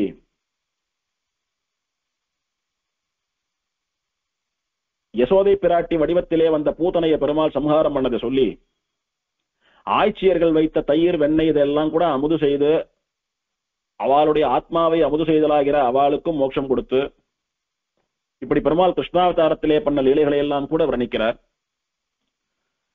இந்த திவதேசத்தினுடைய இயற்கை எழில் எவ்வளவு அழகா இருக்கிறதுன்னு வர்ணிக்கிறார். தென்னங்காய்கள் எல்லாம் கொலை கொலையா கொத்து கொத்தா தொங்கிட்டு இருக்கிறது, காய்ச்சி தொங்குறது. எங்க பாரு வெற்றிலை கொடிகள் சுத்தின்னு இருக்கிறது. செம்மையான நெல் கதிர்கள்லாம் அப்படியே பெருசா வளர்ந்துருக்கிறது.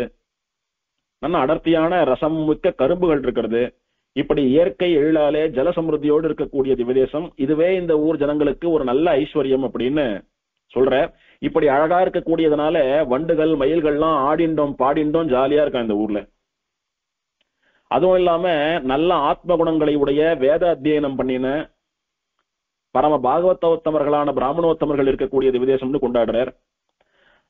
இப்படி பூலோகத்துல இருக்கக்கூடிய ஜீவராசிகள் பிராமணா மனுஷா இவா மட்டும் இல்லாமல் வானவரும் முனிகளும் கூட, ரிஷிகள் என்ன தேவர்கள் என்ன நித்தியசூரிகள் என்ன இவாள்லாம் கூட இங்க ஒண்ணு சேர்ந்து மாமலர்கள் தூவி புஷ்பத்தை இட்டு பெருமாளிடத்திலே எங்கள் தனிநாயகனே எங்க சுவாமியே எங்களுக்கு அனுகிரகம் பண்ணுன்னு பிரார்த்திக்கும்படியாக எழுந்தருள் இருக்கக்கூடிய பெருமாள்னு சாதிக்கிறார்.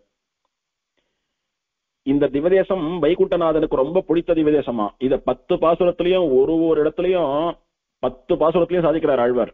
மகிழ்ந்து இனிது மருவி உரை கோயில் அப்படின்னு. மருவி அப்படின்னா அங்கேயே தங்கிவிட்ட கோயில் அப்படின்னு, பர்மனண்டா இருந்துட்டான் பெருமாள் பிடிச்சிருக்குன்னு. அத்தனை தூரம் 10 பாசுரத்திலும் கூட பெருமாள் இங்க ரொம்ப பிடிச்சு உட்கார்ந்துருக்கான்னு வேற எந்த ஊர்லயும் சொல்லல ஆழ்வார். அப்படி எம்பெருமானுக்கு ரொம்ப சந்தோஷமா, எம்பெருமானுக்கு ரொம்ப பிடித்ததான திவதேசம் இது. ஒரு அனுபவம், ஆழ்வார் திருமணிமாட கோயில மங்களாசாசனம் பண்ணினார், இந்த நந்தா விளக்குன்னு சொல்லக்கூடிய பெருமாளை. அப்படி பண்ணின ஆழ்வார் அதுக்கு அடுத்தது எந்த திவதேசத்தை பண்றாரு அப்படின்னா, ஆழ்வாருடைய சீக்வன்ஸ்ல போனா இந்த வைகுந்த விண்ணகர பெருமாள். நாம ஏன் வேற கிரமத்துல போனோம் அப்படின்னா, அவருக்கு இவருக்கு நடுவுல இன்னும் 4 பெருமாள் இருக்கா.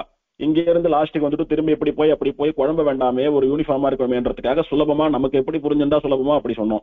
ஆழ்வார் மங்களாதாசனம் பண்ணது இந்த திருமணிமாட கோயில் நாராயணன் நந்தா விளக்கு பெருமாளை பண்ணிட்டு அதுக்கு அடுத்தபடியா இந்த வைகுந்தநாதரை பண்றார். இதுக்கு என்ன தாத்பரியம்னு அனுபவிக்கலாம். யோசிச்சு பார்த்தா அடியனுக்கு என்ன தெரியறதுன்னா, திருமணங்கொள்ளையிலே வாலையும் வேலையும் காட்டி திருமந்திரத்தை உபதேசமா வாங்கிட்டார். ஆழ்வாருக்கு திருமந்திர உபதேசம் ஆயிடுத்து. உபதேசம் ஆனா பத்தாது, அதனுடைய அர்த்தம் விளங்க வேணும், பொருள் விளங்க வேணும். அந்த பொருள் விளங்கினாதான் அந்த பொருளை எல்லோருக்கும் ஆழ்வார் தெரியப்படுத்துறபடியா அந்த பொருளுக்கு விளக்கமா பாசுரங்களை பாடி திருமந்திர அர்த்தத்தை லோகத்துல பரப்ப முடியும். எல்லோரையும் பாகவதாலா நாராயண நாமத்தை பெருமையை உணர்ந்து வைஷ்ணவாலா மாத்த முடியும் ஆழ்வார். இவருக்கும் அனுபவத்துக்கு அர்த்தம் தெரியணும் முதல்ல. ஆகையினாலே அந்த திருமந்திரத்தினுடைய அர்த்தம் தெரிய வேணும். அர்த்தம் தெரிஞ்சா மட்டும் பத்தாது, திருமந்திரத்திலே அதனுடைய அர்த்தத்திலே திருமந்திரோபதேசமாகி சரணாகத்தியான ஒரு பாகவதன் ஒரு வைஷ்ணவன் எப்படி வாழ வேணும்னு நிஷ்டை சொல்றக்கோ அந்த திருமந்திர நிஷ்டையும் எனக்கு பிராப்தமாக வேணும்னு பெருமாளை பிரார்த்திக்கிறார். எப்படி மந்திரத்தை ஆச்சாரியன் உபதேசம் பண்ணா கிடைக்கிறதோ அந்த மாதிரி அந்த நிஷ்டைய பெருமாள் தான் நமக்கு பிச்சை போடணும், அனுகிரகம் பண்ணணும். அந்த அர்த்தமும் நமக்கு விளங்கணும்னா பெருமாள் ஆச்சாரியன் அனுகிரகம் இருந்தாதான் விளங்கும். ஆகையினாலே அந்த அர்த்தம் தெரிய வேணும், அதுல சொல்லப்பட்ட நிஷ்டை கை வர வேணும்னுட்டு அவருக்கு சாட்சாத்தா பெருமாளே ஆச்சாரியன், பெருமாளே சமாசிரியன் ஒரு இடத்துல பண்றார், பெருமாளே ஒரு இடத்துல திருமந்திர உபதேசம் பண்றார், பெருமாளே ஒரு இடத்துல திருமந்திரத்துக்கு அர்த்தம் சொல்றார். அப்படி எல்லாமே ஆழ்வாருக்கு பெருமாளோட டைரக்ட் டீலிங் தான். ஆழ்வார் சனிஷ்டர், பெருமாள் இடத்துல நேர சரணாகதி பண்ணவர் ஆழ்வார். அதனாலே அவருக்கு ஆச்சாரியன் பெருமாள் எல்லாம் ஒருத்தர் தான். இந்த இடத்துல வந்து என்ன கேட்டார், திருமந்திரத்தினுடைய அர்த்தம் தெரியணும், அந்த நிஷ்டை எனக்கு கை கூடணும்னு கேட்டாரோ இல்லையோ. இப்ப ஆழ்வாருக்கு அர்த்தம் தெரிஞ்செடுத்து நிஷ்டை கைகூடி போயிடுத்து, பெருமாள் அனுகிரகிச்சுட்டான்.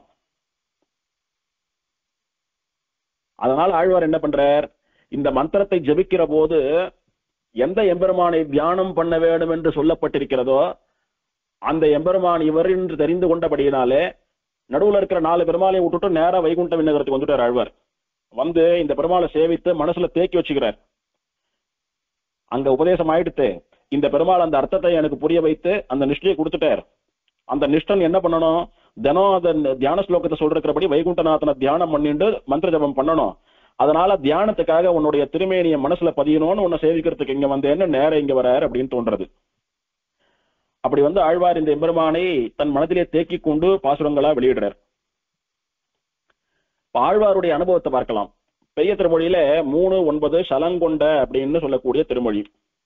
சலம் கொண்ட இரணியனது அகல் மார்வம் கீண்டு தடங்கடலை கடைந்து அமுதம் கொண்டு வந்த காளை நலம் கொண்ட கருமுகில் போல் திருமேனியம்மான் நாள்தோறும் மகிழ்ந்து இனிது மருவி உரை கோயில். இப்படி எல்லா பாசுரங்களையும் பெருமாள் மகிழ்ந்து இனிது மருவி உரை கோயில், ரொம்பவும் ஆனந்தத்தோடு சந்தோஷத்தும் கூட மனசுக்கு ரொம்ப பிடித்து போய் பெருமாள் நிலையாக நித்தியவாசம் பண்ணக்கூடிய இடம் அப்படின்றத 10 பாட்டிலையும் தெரிவிக்கிறார். அதனால பெருமாளுக்கே ரொம்ப பிடித்த திவதேசம் இது. நமக்கு பிடித்தது ஆழ்வாருக்கு பிடித்ததுன்றதெல்லாம் தனி, பெருமாளுக்கே பிடித்தது உபதேசம்னு 10 பாட்டிலையும் சொல்லிருக்கேன். அது ஒரு ஏற்றம். இப்ப சலம் கொண்ட இரணியனது அகல்மார்வம் கீண்டுன்னுட்டு நிருசிம்மனை பாடுறார் ஆழ்வார். இதுக்கு என்ன தாத்பரியம், என்ன அவசியம் இருக்க வேணும்? இவர் வைகுண்டநாதன், வைகுண்டநாதனை ஏன் நிருசிம்மனா பாடுறார் ஆழ்வார் அப்படின்னா, ஏற்கனவே அனுபவித்தோம். இவர் திருத்தெற்றியம்பலத்து ரங்கநாதனுக்கு ஏன் செங்கன்மால்னு பேர் கொடுத்தார் அப்படின்னா, செங்கன்மால் தான் கொண்டு போனான்னு ரங்கநாதனுக்கு பெரியாழ்வார் கொடுத்த பேரை இவர் கையாண்டார்னு பார்த்தோம். அந்த மாதிரி முன்னவராம் நம் குறவர் மொழிகள் உள்ள பெற்றோம்னு மணவாள மாமணிகள் சாத்தியது போல நம்முடைய பூர்வாச்சாரியர்களுடைய வாக்கு அதுதான் நமக்கு வேத வாக்கு இல்லையா? அதனால நம்மாழ்வார் வைகுண்டநாதனை எப்படி அனுபவித்தார்? ஆகம் சேர் நரசிங்கமதாகி இரணியனது ஆகம் பிளந்தான் உரை மாகவை குந்தம் காண்பதற்கு என் மனம் ஏகமென்னுமிராப்பகள் இன்றியே அப்படின்னுட்டு வைகுந்தத்துக்கு போய் சேரணும், அந்த வைகுந்தத்தை பார்க்கணும், அந்த வைகுண்டநாதனை பார்க்கணும்ன்றதுக்கு என் மனசு ராத்திரி பகலும் கடந்து துடிக்கிறது, அடிச்சுக்கிறது, எப்ப போறோம்னு அடிச்சுக்கிறதுன்ற சொன்னவர் வெறும வைகுண்டம்னு சொல்லிருக்கலாமோ இல்லையோ? நரசிங்கமதாகி இரணியனது ஆகம் பிளந்தான் உரை வைகுந்தம்னுட்டு இரண்யனுடைய மார்பை கிழித்து அவனை சம்ஹாரம் பண்ணின நிருசிம்மன் அமர்ந்து கொண்டிருக்கக்கூடிய வைகுண்டம்னு சொல்லிட்டு வைகுண்டநாதன் நிருசிம்மன்னுட்டார் ஆழ்வர். சமீபத்தில் எழுந்தருள் இருந்த வெள்ளிவளம் அழகிய சிங்கர் சாதிப்பார். வெள்ளிவள அழகிய சிங்கருக்கு பொதுவா எல்லா அழகிய சிங்கர்களுக்குமே நிருசிம்மன்னா ஒரு தனி பிராணம் அவளுக்கு, நிருசிம்மன்னா உயிர் அவளுக்கு. அதுவும் வெள்ளிவள அழகிய சிங்கருக்கு நிருசிம்மன் மாலோலன்னா ரொம்ப திருவுள்ளம், பிராணனே விட்டுடுவார் மாலோலன்னா. அவர் தமாஷா வரவாளை கேட்பாராம், வைகுண்டத்துல பெருமாள் எப்படி சேவை சாதிக்கிறான் அப்படின்னு. இல்ல தமாஷா அவர்கிட்ட ரொம்ப நெருங்கி பழகக்கூடியவா அவர் இடத்துல கேட்பாலாம், என்ன ஐஷங்கர் எதுக்காத்தாலும் மாலோலன் நிருசிம்மன்றது, அப்ப மீதி பேரெல்லாம் பெருமாளே இல்லையா அப்படின்னு தமாஷா கேட்பா விளையாட்டா ஐஷங்கர் இடத்துல. அப்ப ஐஷங்கர் சாட்சாகமா, ஏண்டா வைகுண்டத்திலே நிருசிம்மன் தான்டா, இல்லைன்னுவியா என்ன அப்படின்னு. இது என்ன கதை அப்படின்னா, இந்த மாதிரி ஆழ்வார் பாசுரத்தை, இந்த நம்மாழ்வாருடைய பாசுரத்தை சொல்லி நரசிங்கமதாகி இரணியனது ஆகம் பிளந்தான் உரை மாக வைகுந்தம்னு சொல்லிருக்காரு. நம்மாழ்வார் சொன்னா பொய்யாகுமா? அங்க நிருசிம்மன் தான் இருக்கான், அங்கேயே இந்த மாலோலன் தான் அப்படின்னு ஐஷங்கர் அனுபவிச்சாகும். ஐஷங்கருடைய நிருசிம்ம பக்தி. இப்ப நம்மாழ்வார் இந்த மாதிரி சொன்னாரோ இல்லையா வைகுண்டத்துல நிருசிம்மன் விட்டு. அதனால இவர் யாரு? நம்மாழ்வாருடைய 4 வேதங்களுக்கு 6 வேத அங்கங்களை பாடி அவர் பிரபந்தங்களுக்கு வியாக்கியானம் பண்ண வந்த சுவாமி இவர் திருமங்கை ஆழ்வார். அந்த 4 பிரபந்தங்களினுடைய வியாக்கியானமா தான் இத நான் 6 பிரபந்தங்களை சேவிக்கிறோம். நாமும் பல விஷயங்கள் அதுல சொல்லப்பட்டது அப்படியே இங்க விளக்கப்பட்டிருக்கும். அது வியாக்கியானங்கள்லாம் சேவிச்சா புரியும்.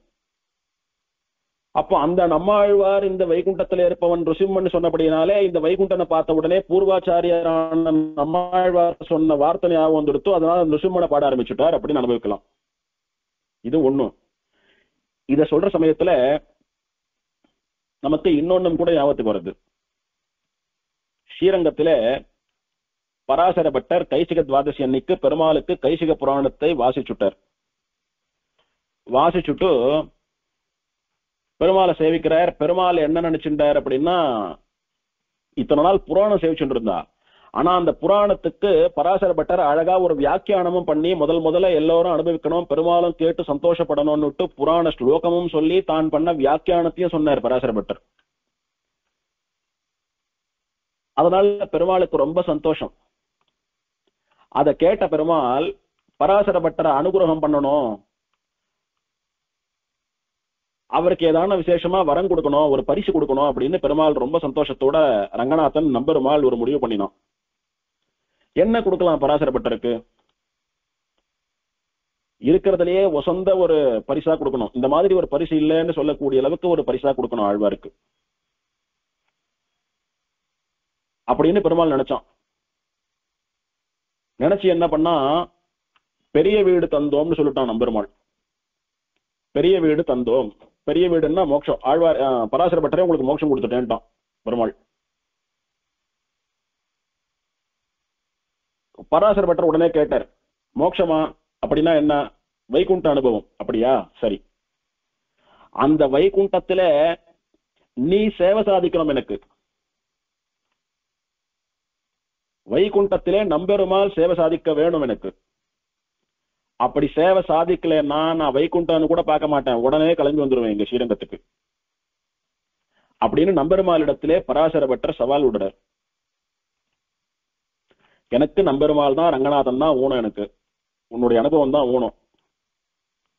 வைகுண்டம் கொடுத்துட்டேன்னு சொல்லிட்ட, நீ சத்திய வாக்கு சொன்ன வாக்கை காப்பாற்றக்கூடியவன், உன்னுடைய வார்த்தைகள் பேர்க்கவும் பேராவேன்னு ஆண்டாள் பட்டம் கொடுத்திருக்கான் உனக்கு. அதனால நீ சொன்னா கண்டிப்பா பண்ணுவேன்றது தெரியும். ஆனால் எனக்கு அங்கே இதே நம்பெருமாளாதான் சேவை சாதிக்கணும், இல்லைன்னா நான் உடனே திரும்பி இங்க வந்துடுவேன்றார் பராசரப்பட்டர் பெருமாளிடத்துல. நம்ம பெரியவாள்லாம் சொல்லுவா, பராசரப்பட்டர் இந்த மாதிரி சொல்லிட்டு போனவர் இன்னும் திரும்ப வரவே இல்லை, இங்க அங்கேதானே இருந்துட்டு இருக்காரு. அதனால என்ன தெரியறது, பராசரப்பட்டருக்கு பெருமாள் நம்பெருமாளாத்தான் அங்க சேவை சாதிச்சுட்டு இருக்கான்னு தெரியறது அப்படின்னு பெரியவா சொல்லுவா. அதே போல நம்மாழ்வாருக்கும் கூட பெருமாள் நிருசிம்மனாதான் சேவை சாதிக்கிறான் அப்படின்றது ஒரு அனுபவம். இது என்ன சுவாமி, வைகுண்டத்துல பெருமாள் வைகுண்டநாதனா இப்படிதான் இருப்பான் அப்படின்னுட்டு லட்சணம் எல்லாம் சொல்லிருக்கு ஸ்லோகத்துல, அந்த தியான ஸ்லோகத்தை சொல்லிதான் தியானம் பண்ணணும், இந்த திருமேனியை தான் மனசுல பதிஞ்சுக்கணும்னு சொல்லிட்டு இவருக்கு நிருசிம்மனா இருக்கான், அவருக்கு நம்பெருமாளா இருக்கான். அது எப்படின்னா, பெருமாள் சத்திய சங்கல்பன், அவன் என்ன நினைக்கிறானோ அது நடக்கும். அதே மாதிரி வைகுண்டத்துக்கு போன முக்தாத்மாவும் கூட சத்திய சங்கல்பன் அப்படின்னு பிரமாணங்கள்லாம் சொல்றது. இந்த முக்தாத்மாவும் மனசுல என்ன நினைக்கிறானோ அது நடக்கும். ஆனால் எல்லாமே பெருமாள் விஷயமா தான் இருக்குமே தவிர சாதாரணமான அல்ப காரியம் சம்சாரம் அதுக்கெல்லாம் இருக்காது. இங்க வரதுனாலும் கூட பெருமாள் காரியமா பெருமாளை சேவிக்கணும்னா தான் வருவா. ஏதோ ஆத்துல எனக்கு பிடிச்ச வஸ்து பண்றக்கா, எனக்கு மோர்கள்னா பிடிக்கும், போய் ஒரு வாய் சாப்பிட்டு வந்துடுறேன்னு வரதெல்லாம் கிடையாது. பேரனு கல்யாணம், பேத்திக்கு பிறந்தனாலும் அனுகிரகம் பண்ணிட்டு வரேன்லாம் வரமாட்டா. எல்லாம் மறந்து போயிடுறது. விரத ஸ்நானம் பண்ண உடனே மொத்த சம்சாரம் மறந்து போயிடுறது. பெருமாளுக்கு துல்லியமாயிட்டாவா. அதனால வந்தா பெருமாள் காரியம்னு தான் வரது இங்க. அப்படி அவ சத்திய சங்கல்பமா, அவளுடைய சங்கல்பமும் சத்தியமா இருக்கிறபடினால அவ என்ன நினைக்கிறாளோ அது நடக்கும் அங்க. அந்த மாதிரி இவருக்கு நம்மாழ்வாருக்கு நிருசிம்மனாதான் பெருமாள் அப்படின்னா, நம்மாழ்வாருக்கு பெருமாள் நிருசிம்மனாதான் அங்க சேவை சாதிக்கிறான் அனுபவம். பராசரப்பட்டருக்கு நம்பெருமாள் தான் ஓணும்னா நம்பெருமாள் தான் சேவை சாதிக்கிறான், அவனிடத்துலதான் அனுபவம்.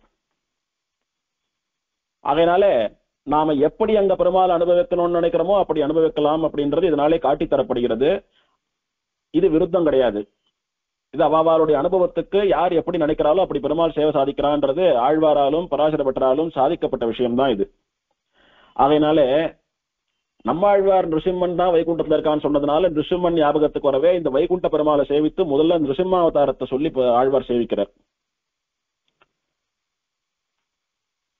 அதுவும் போக நாள்தோறும் மகிழ்ந்து இனிது மருவி உரை கோயில் அப்படின்னா என்ன அர்த்தம் இதுக்கு அப்படின்னா, நாள்தோறும்னு சொன்னதுனால நாளுக்கு நாள் மகிழ்ச்சி அதிகரிச்சுட்டே போகும். ஏதோ ஒரு நாள் சந்தோஷமா இருந்தோம், ஒரு 4 நாள் சோகம், திரும்ப கொஞ்சம் சந்தோஷம், திரும்ப சோகம், அப்படி இல்லாம நாளுக்கு நாள் மகிழ்ச்சின்றது அதிகரிச்சுட்டே போகும். யாருக்கு? இந்த எம்பெருமானை சேவிக்கிற நமக்கு, இந்த கஷேத்திரத்திலே எழுந்தருள் இருக்கக்கூடிய இந்த எம்பெருமானுக்கு, 2 பேருக்குமே நாளுக்கு நாள் மகிழ்ச்சி அதிகமாயிட்டே போறது. அதனாலதான் இந்த கஷேத்திரத்தை விட்டு பிரியறதுக்கு மனசு இல்லாம பெருமாள் இங்கே ஸ்திரமா தங்கிட்டான் அப்படின்னு அதுக்கு வியாக்கியானம். திண்ணியதோர் அறியுருவாய் திசையனைத்தும் நடுங்க தேவரொடு தானவர்கள் திசைப்ப இரணியனை நன்னிய வன்மார்வகளத்துகிர் மடுத்தநாதன் நாடோறும் மகிழ்ந்தினிது மறுவியுரை கோயில் அப்படின்னு திரும்பவும் நிருசிம்மனாதான் அனுபவிக்கிறார். நம்மாழ்வாருடைய வாக்கு அத்தனை தூரம் இவர் மனசுல பதிஞ்சு கொடுத்த ஆழமா. கலியனுடைய குறிகொண்ட கருத்துடையோன்னு சொன்ன மாதிரி இவருக்கு நம்மாழ்வாருடைய பாசுரங்கள் அப்படியே மனதிலே குடிகொண்டு விட்டது. நம்மாழ்வாருடைய பிரபந்தங்கள் குடிகொண்ட ஆலயம் கலியன்.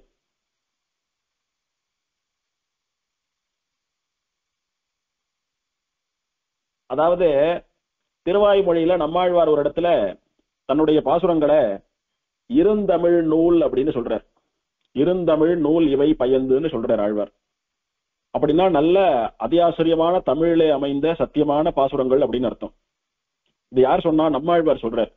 அது அப்படியே கலியன் ஒரு இடத்துல இருந்தமிழ் நூற்புலவன் பரகாலன் கலியன்னு தன்னை இருந்தமிழ் நூல் புலவன் சொல்லிக்கிறார். இருந்தமிழ் நூல்னு சொன்னது நம்மாழ்வார் அருளி செய்த திருவாய்மொழி. இருந்தமிழ் நூல் புலவன் அப்படின்னா அந்த நூலை கரைத்து குடித்து அதிலே புலமை பெற்ற புலவனான திருவங்கை மன்னன். அப்ப திருவங்கை மன்னனே நமக்கு வெளியிடுறார். நம்மாழ்வாருடைய பிரபந்தங்கள் குடிகொண்ட கோயில் இவர், அதிலே வல்லமை பெற்ற புலமை பெற்ற பாண்டித்யம் பெற்ற மகா வித்வான் இவர். அதை நமக்கெல்லாம் புரியும்படியா இன்னும் விளக்கமா வியாக்கியானம் பண்ணி 6 பிரபந்தங்களா கொடுத்திருக்கார் அப்படின்றது இதை வச்சுதான் மாமுனிகள் சாதிக்கிறார். அதனால நம்மாழ்வாருடைய திரு அனுபவம் இவர் உள்ளத்தை கொள்ள கொண்டபடியினாலே 2வது பாசுரத்திலையும் கூட நிருசிம்மனாவே தான் அனுபவம். எண்ணில் மிகு பெரும் செல்வத்து எழில் விளங்கு மறையும் அப்படின்னா என்ன அர்த்தம்? எண்ண முடியாத பெருமைகளை, கௌரவங்களை, ஏற்றங்களை உடைய ரொம்ப சிரேஷ்டமான வேதங்கள். அந்த வேதங்களை சொல்லிக் கொண்டிருக்கக்கூடியவர்கள் இந்த ஊர்ல இருக்கக்கூடிய அந்தணர்கள்னு சொல்றார். அப்படின்னா என்ன? வேதாந்தகோ பிராமணஸ்யன்னு சொன்னது போல அந்தணர்களுக்கு, பிராமணர்களுக்கு வேதம் தான் செல்வம். ஆகையினாலே இவெல்லாம் அந்த வேதமாகிற செல்வத்தை உடையவர்களானபடியினாலே, அவளுக்கு அதுதான் செல்வமானபடினாலே இவெல்லாம் பெரிய பணக்காரா, அவளால இந்த ஊருக்கு ஏற்றம் அப்படின்னு ஆழ்வார் கொண்டாடுறார். ஆகையினாலே வேதம் என்பது நமக்கெல்லாம் செல்வம் என்பதும் உணர்த்தப்படுகிறது. அண்டமும் இவ்வலை கடலும் அவனிகளும் எல்லாம் அமுது செய்த திருவயிற்றன் அரண் கொண்டு திரியும் முண்டமது நிறைத்து அவன் கண் சாபமது நீக்கும் முதல்வன் அவன் மகிழ்ந்து இனிது மருவி உரை கோயில். பிரளய காலத்திலே எல்லா லோகங்களையும் கூட அமுது செய்த திருவயிற்றன், எல்லாத்தையும் சாட்டவன், எல்லாத்தையும் வைத்துக் கொள்ள வைத்து ரட்சித்தவன், பிறகு சிருஷ்டி பண்ணினவன். அரண் கொண்டு திரியும் முண்டம் அது நிறைத்து அவன் கண் சாபம் அது நீக்கும்னுட்டு ருத்ரனுடைய சாப விமோசனம் பேசப்படுகிறது. இப்படி சிருஷ்டி பண்ணக்கூடியவன், பிரளய காலத்திலே எல்லாவற்றையும் வயிற்றிலே வைத்து காக்கக்கூடியவன், ருத்ரனுடைய சாபத்தையே தீர்த்தவன் அப்படின்னுட்டு பரம்பொருள் அப்படின்னு காட்டி கொடுக்கிறார் இந்த வைகுண்டநாதனை. மேலும் ஆழ்வார் ஒரு பாட்டிலையும் கூட தேவனவன் மகிழ்ந்தினிது மறுவியுரை கோயில், தடம் தோழன் மகிழ்ந்தினிது மறுவிவுரை கோயில், உகந்து இனிது நாள்தோறும் மறுவிவுரை கோயில், குலமுதல்வன் மகிழ்ந்தினிது மறுவிவுரை கோயில் அப்படின்னு ஒரு பாசரத்திலையும் பெருமாளுக்கு இந்த விதேசத்தில் இருக்கக்கூடிய ஆஸ்தையை தெரிவிக்கிறார் ஆழ்வார். அலர் மகட்கும் அரற்கும் கூறாக கொடுத்தருளும் திருவுடம்பன். தன்னுடைய திருமேனிய ருத்ரனுக்கு பாதி கொடுத்திருக்கான் பெருமாள். தன்னுடைய திருமேனியிலே பிராட்டிக்கு இடம் கொடுத்திருக்கிறான். அப்படி எவன் ஊர் உலகத்தாலே தேவதைகள், மும்மூர்த்திகள் சொல்லப்படக்கூடிய பிரம்மருத்ராதிகளுக்கெல்லாம் கூட சுவாமியோ அந்த பரம்பொருள் இந்த வைகுண்டநாதன். எவனுடைய சம்பந்தத்தாலே, எவளுடைய எந்த பிராட்டியினுடைய சம்பந்தத்தாலே இவன் பரம்பொருளா திகழறானோ அந்த பிராட்டிக்கும் கூட தன் திருமேனியில் இடம் கொடுத்தவன். அப்படின்னா இவன் தான் பரம்பொருள். இப்படி பிராட்டிக்கு திருமேனியில் இடம் கொடுத்ததனாலும் ருத்ரனுக்கு திருமேனியில் இடம் கொடுத்ததனாலும் இவன் யார் தெரியுமோ? இமையோர் குல முதல்வன், தேவர்களுக்கெல்லாம் தலைவன் இவன், தேவர்களுக்கெல்லாம் சுவாமி. இவனிடத்திலே இருந்துதான் எல்லாம் வந்தான். அப்படின்னுட்டு இவன் பரம்பொருள் அப்படின்றதுக்கு ஒரு பாசுரத்திலும் விளக்கம் கொடுக்கிறார் ஆழ்வார். ஒரு பாசுரத்தை சொல்றச்ச மாறாத பெரும் செல்வம் வளரும் அணி நாங்கூர் அப்படின்னர். இதனுடைய இயற்கை எழில், செல்வ செழிப்பு இதெல்லாம் சொல்லிட்டு வந்தார். அது என்ன மாறாத பெரும் செல்வம்? சொல்றமோ இல்லையா, நன்னா வாழ்ந்தவா வாழ்ந்து கெட்டவா, ஒரு காலத்துல அப்படி இருந்தா இப்ப பாவம் ஒண்ணும் இல்லாம இருக்கா அப்படின்னு. அந்த மாதிரி ஐஸ்வர்யம் செல்வம்னு சொல்லக்கூடியது நிலையற்றது. ஒண்ணுமே இல்லாதவன் கோபுரத்துக்கு போயிடுவான், நன்னா உசரத்துல இருக்கிறவன் கீழே வந்துடுவான், எது வேணாலும் எப்படி வேணாலும் மாறி நடக்கும். ஆனா இந்த நாங்கூர்ல மாறாத பெரும் செல்வம் வளருகிறதுன்னு சொல்றார். இப்படி இங்க எல்லா செல்வங்களும் மாறாமல் வளருவதற்கு என்ன காரணம்? என்ன செல்வங்கள்லாம் வளருது? இயற்கை எழில், ஜல சம்ருத்தி, தானிய சம்ருத்தி, ஆகார சம்ருத்தி, எல்லோருக்கும் நல்ல புத்தி உண்டு, பக்தி சம்ருத்தி, எல்லாருடைய சாபம் கஷ்டங்கள் தீர்றது, எல்லோருக்கும் மோட்சமும் கிடைக்கிறது, வேத சம்பத்து, பஞ்சாக்னி வித்யான்னு சொல்லக்கூடிய இந்த பஞ்சமகா யஜ்ஞங்கள், அந்த மாதிரி அனுஷ்டானங்கள் எல்லாம் பண்ணக்கூடிய பிராமணா நாளுக்கு நாள் பெருகின்ற அனுஷ்டானங்களை பண்ணிட்டு வரா. நாங்கூர் 4000 பழமொழி வந்துடுத்து. இப்படி எல்லா செல்வங்களும் என்னைக்கும் மாறாமல் இருக்கக்கூடியதுன்னு சொல்றார். இதுக்கு என்ன காரணமா இருக்க முடியும்? ரகசியத்திரை சாரத்திலே சுவாமி தேசிகன் சாதிக்கிறார், திருமந்திரம் ஜபிக்கும் பாகவதன் மதிக்கப்படுகிற ஊரில் பஞ்சமே வராது, துர்பிக்ஷமே வராதுன்னு சாதிக்கிறார். எந்த ஒரு பாகவதோத்தமன், ஒரு பிரபன்னன் ஒரு ஊரிலே இருந்து கொண்டு திருமந்திரத்தை ஜபித்துக் கொண்டிருக்கிறானோ அவனை அந்த ஊர் ஜனங்கள் மதித்து வணங்குகிறார்களோ அந்த ஊர்ல பஞ்சம் வராது. இங்க 4000 அந்தணர்கள் இருக்கான்னு ஆழ்வார் சொல்றார். அதுவும் எல்லாம் வேத அத்தியனம் பண்ணி பிரபன்னர்களாக இருக்கக்கூடிய அந்தணர்கள், அரி சரண் என்று அவன் திருவடிகளிலே அர்ச்சனை பண்ணக்கூடிய சரணாகத்தாளி வாழலாம். அவள்லாம் இருக்கக்கூடிய ஊர்ல, அவ மதிக்கப்படக்கூடிய ஊர்ல, இவ்வளவு பெரிய திருமங்கையாழ்வாரே ஒரு பாட்டிலையும் அவளை மதிக்கிறார், கொண்டாடுறார். அந்த மாதிரி திருமந்திர ஜபம் பண்ணக்கூடியவர்கள் இருக்கிற ஊரிலே, அவர்கள் மற்றவர்களாலே மதிக்கப்படக்கூடிய ஊரிலே துர்பிக்ஷம் வரவே வராதுன்னு சுவாமி தேசிகன் சாதித்தது எத்தனை சத்தியம் என்பதை இந்த கலியனுடைய பாசுரத்திலே தெரிந்து கொள்ள வேணும். இப்படிதான் அனுபவிக்க வேணும் பாசுரங்களை எல்லாம். ஏதோ 10 பாசுரம் ஆயிடுத்து, சலபுராணம் ஆயிடுத்து, 10 நிமிஷத்துல முடிச்சுட்டேன் அப்படின்னு ஒரு அனுபவம் கூடாது நமக்கு. வங்கமலி தடங்கடலுள் வானவர்களோடு மாமுனிவர் பலர் கூடி மாமலர்கள் தூவி எங்கள் தனிநாயகனே எமக்கருளாய் என்னும் ஈசன் அவன் மகிழ்ந்தினிது மருவிபுரை கோயில். வங்கமலி தடங்கடல், நிறைய படகுகள், கப்பல்கள் அதெல்லாம் அப்படி மலிந்து கிடக்கக்கூடிய திருப்பார்கடலிலே வானவர்கள், தேவர்கள் என்ன, பெரிய பெரிய ரிஷிகள் என்ன, இவெல்லாம் அப்படியே கூட்டம் கூட்டமா சேர்ந்துட்டு உத்தமமான புஷ்பங்களை எல்லாம் இந்த பெருமாளுடைய திருவடிகளிலே தூவி அர்ச்சனை பண்ணி எங்கள் தனிநாயகனே, எங்களை காப்பாத்துறதுக்கு தகுதி உள்ள ஒரே சுவாமியே எமக்கு அருளாய், எங்களுடைய கஷ்டத்தை காப்பாற்று, தீரு, எங்க கஷ்டத்தை போக்கு அப்படின்னு பிரார்த்திக்கும்படியான ஈசன் இவன், எல்லோருக்கும் சுவாமி, எல்லோரையும் ஆள்பவன் அப்படின்னு திரும்பவும் திருப்பார்கடலிலே சயனித்துக் கொண்டிருக்கக்கூடிய பெருமாள் தான் இந்த வைகுண்டநாதன் என்பதையும் காட்டிக் கொடுக்கிறார் ஆழ்வார்.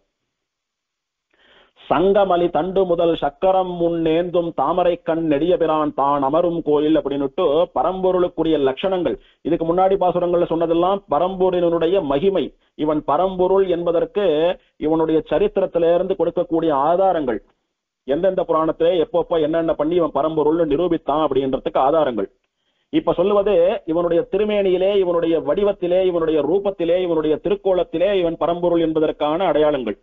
சங்கு சக்கரம் கதையெல்லாம் வச்சுண்டு தாமரை கண்ணனா இருக்கிறது இவன் பரம்பொருள் அப்படின்றது பார்த்தாலே தெரியறது. மற்றதெல்லாம் சொன்னாதான் தெரியும், படிச்சாதான் தெரியும், கேட்டாதான் தெரியும். இத எல்லாத்துக்கும் முன்னால பார்த்தா தெரியறது இது. அதனால இதை வர்ணிக்கிறார். இங்க தாமரை கண் நெடிய பிரான்னு சொன்னதுனால தாமரை கண்ணுடைய பிரான்னு ஒரு திருநாமம் இந்த பெருமாளுக்குன்னு பாக்குறோம். பலஸ்ருதி சொல்றச்ச இந்த 10 பாசுரங்களை சொல்றவாளுக்கு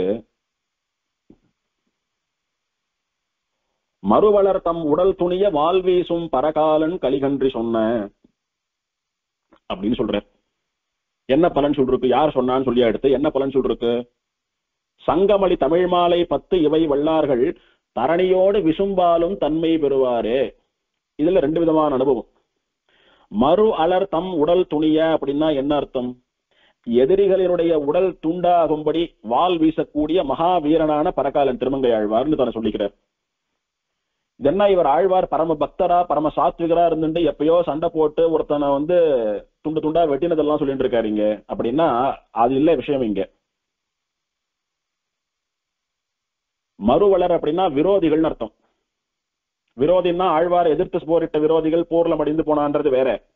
இங்க என்ன சொல்றாரு அப்படின்னா, இந்த எம்பெருமானை தன்னுடைய திருமேனியிலே தியானம் பண்ணி நிறுத்தினால் எப்படி சங்கமலி தண்டு முதல் சக்கரம் முன் ஏந்தும் தாமரை கண் நெடிய பிரானாக, இந்த படத்துல இருக்கிற மாதிரி, இந்த திவிதேசத்துல பெருமாள் சாதிக்கிற மாதிரி, சேவை சாதிக்கிற மாதிரி, இந்த சவ்யம் பாதம் ஸ்லோகத்துல சொன்ன லட்சணத்தின்படி இந்த பெருமாளை யாரெல்லாம் மனசுல இருத்திக்கிறாளோ, யார் மனசுல இந்த பெருமாள் தங்குடுறானோ அவா தங்களுடைய விரோதிகளை ஒழிக்க பெறுவார்கள். அவளுக்கு எதெல்லாம் விரோதியோ, வெளியில என்னெல்லாம் விரோதியோ, உள்ள என்னெல்லாம் விரோதியோ எல்லாம் ஒழிஞ்சு போயிடும். கோபம், சோம்பேறித்தனம், ஆசை, காமம், அந்த மாதிரி என்னென்னலாம் நமக்கு இருக்கக்கூடாதோ, எதெல்லாம் நமக்கு எதிரியோ, எதெல்லாம் பெருமாள் திருவடிகளிலே நம்மை நிலையான பக்தி, ஒரு சீரான ஒரு ஈடுபாடு பண்ண விடாம பண்றதோ அந்த எதிரிகள் எல்லாம் கூட போயிடும். அதனால இந்த எம்பெருமானை மனதிலே இருத்தினால், அதனாலதான் இந்த எம்பெருமான் அப்படி இன்ச்சு பை இன்ச்சா வர்ணிக்க சொல்றார். சங்கு சக்கரம் தாமரை கண் இதெல்லாம் சொல்லி இப்படி இருக்கக்கூடிய எம்பெருமானை தியானம் பண்ணி மனதிலே நிறுத்தினால் நம்முடைய விரோதியானது நிரசிக்கப்படுகிறதுன்னு சொல்றார். அதனாலே மறுவளர்த்தம் உடல் துணிய துண்டு துண்டா கூடும் எல்லாம். வினைகால் உமக்கு இனி வேறோர் இடம் தேட வேண்டும்னு சொன்ன கதை தான் இங்க. இது ஒண்ணு. பலன் என்ன சொல்றார்? தரணியோடு விசும்பாலும் தன்மை பெறுவரே. தரணின்னா இந்த லோகம், விசும்புன்னா வைகுண்டம். இதை ஆளக்கூடிய தன்மை பெறுவார்கள். அப்படின்னா இந்த ஊர்ல பெரிய செல்வந்தர்களாக இருப்பா, வைகுண்டத்திலும் கூட அவ பெரிய வைஷ்ணவ ராஜாக்களா இருந்துட்டு மோட்சத்தை அனுபவிப்பான்னு சொல்ற. எப்படியானா இந்த வைகுண்டநாதன் இந்த ஊர்ல, இந்த தரணியிலே, இந்த நில உலகத்திலே, இந்த வைகுண்ட விண்ணகரத்திலே உட்கார்ந்து கொண்டு இந்த உலகத்தையும் ஆண்டு கொண்டு அந்த ஸ்ரீவைகுண்டத்திலே பரமபதத்திலே உட்கார்ந்து அந்த லோகத்தையும் ஆண்டு இருக்கிறானோ, அந்த மாதிரி அவனை மனதிலே இருத்தியவர்கள், அவனை மனதிலே இருத்தியதனாலே விரோதிகள் போக்க பெற்றவர்கள், இந்த பாசுரத்தை சொல்லுபவர்கள், அவன் எப்படி இந்த உலகத்தையும் பரமபதத்தையும் ஆளுகிறானோ அந்த மாதிரி அவளும் ஆளுவா. அப்படின்னா வாழும் வரைக்கும் நன்னா ஆகாவகோன் வாழ்ந்துட்டு வைகுண்டத்திலும் காலாகாலத்துக்கும் இன்பமாக இருப்பார்கள் அப்படின்னுட்டு தரணியோடு விசும்பும்னு இவ்வூர் அவ்வூர் ரெண்டுத்தையும் பெருமாள் ஆள்ற மாதிரி நாமளும் ஆளுவோம்னு பலன் சொல்றார் ஆழ்வார்.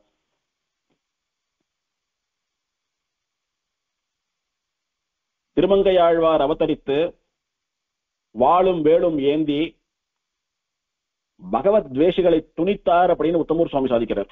ஆழ்வார் வாளையும் வேலையும் ஏந்தின்னு இருக்கிறது எதுக்குன்னா, ஏதோ சண்டைன்னு போட வந்த சாதாரண போர் வீரர்களை எல்லாம் துவேஷிச்சு அவளை கொலை பண்றதுக்கு கொல்றதுக்கு இல்லை.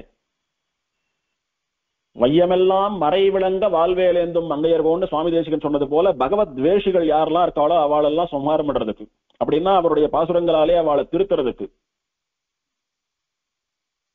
அப்படி திருமங்கையாழ்வார் அவதாரம் பண்ணி தன்னுடைய வாளையும் வேலையும் காட்டி பகவானிடத்திலே துவேஷம் உள்ள வாளையெல்லாம் திருச்சுட்டார். அவ இல்லாத போயிட்டா. அதனாலே பாகவத சமிருத்தி அதிகமாயிடுச்சு இந்த ஊர்ல, இந்த கலியுகத்திலே. அதனால பெருமாள் சந்தோஷமா எந்த கவலையும் இல்லாம சங்கு சக்கரம் கதையெல்லாம் வச்சுட்டு தன்னுடைய தாமரை கண்களை அகல விரிச்சுட்டு சந்தோஷமா இந்த ஊர்ல இருக்கானோ. இல்ல யாருமே பெருமாளை சேவிக்கல, யாருக்கும் பாகவத பக்தியே வரல, யாரும் சரணாகத்தாலேவே இல்ல, பெருமாளுடைய மகிமையே தெரிந்து இவன் காலை பிடிக்கலன்னா பெருமாளுக்கு ஒரு சந்தோஷம் இருக்குமோ? ஆழ்வார் அவதாரம் பண்ணி அதெல்லாம் இல்லாம பண்ணிவிட்டார். அதனால எல்லோரும் பெருமாள் பெருமாள் பெருமாள்னு இவன் காலடியிலே நிக்கிறா. அதை பாக்குறதுக்கு பெருமாளுக்கு அத்தனை சந்தோஷமா இருக்கு. எதுக்கு இந்த பூமிக்கு வந்தானோ அந்த காரியம் நன்னா நடக்கிறது ஆழ்வாராலே. அதனால பெருமாள் ஆழ்வாராலே இப்படி பண்ணப்பட்ட ஊர்ல இப்படி தினம் எல்லாரும் நம்ம காலை பிடிச்சி சேவிச்சுட்டு இருக்கா, இந்த ஊரை விட்டு போகவே கூடாதுன்னு பெருமாள் நாள்தோறும் மகிழ்ந்து மருவி உறைந்து விட்டான் அங்கே வியாக்கியானம். இப்படி ஆச்சரியமான இந்த எம்பெருமானை சேவிப்பவர்களுக்கு இந்த ஊரும் அந்த லோகமும் ரெண்டும் பிராப்தமாகும் அப்படின்னு ஆழ்வார் தெரிவிக்கிறார். இப்படி ஆச்சரியமான பாசுரம். பிள்ளை பெருமாளையங்காருடைய பாடல். வணங்கேன் பிற தெய்வம் மாலடியாரெல்லாம் குணக்கேடர் தங்களுடன் கூடேன், இனங்க நின்று வைகுந்த விண்ணகரம் வாழ்த்துவேன், இதன்றோ வைகுந்த விண் நகர வாழ்வு. வணங்கேன் பிற தெய்வம், பெருமாள் பிராட்டிய தவிர வேற தெய்வங்களை சேவிக்க மாட்டேன். சேவியேன் உன்னையல்லால் சிக்கனச் செங்கன்மாலே, பெருமாளைத்தான் சேவிக்கணும், வேற யாரையும் நினைச்சு கூட பார்க்க கூடாது.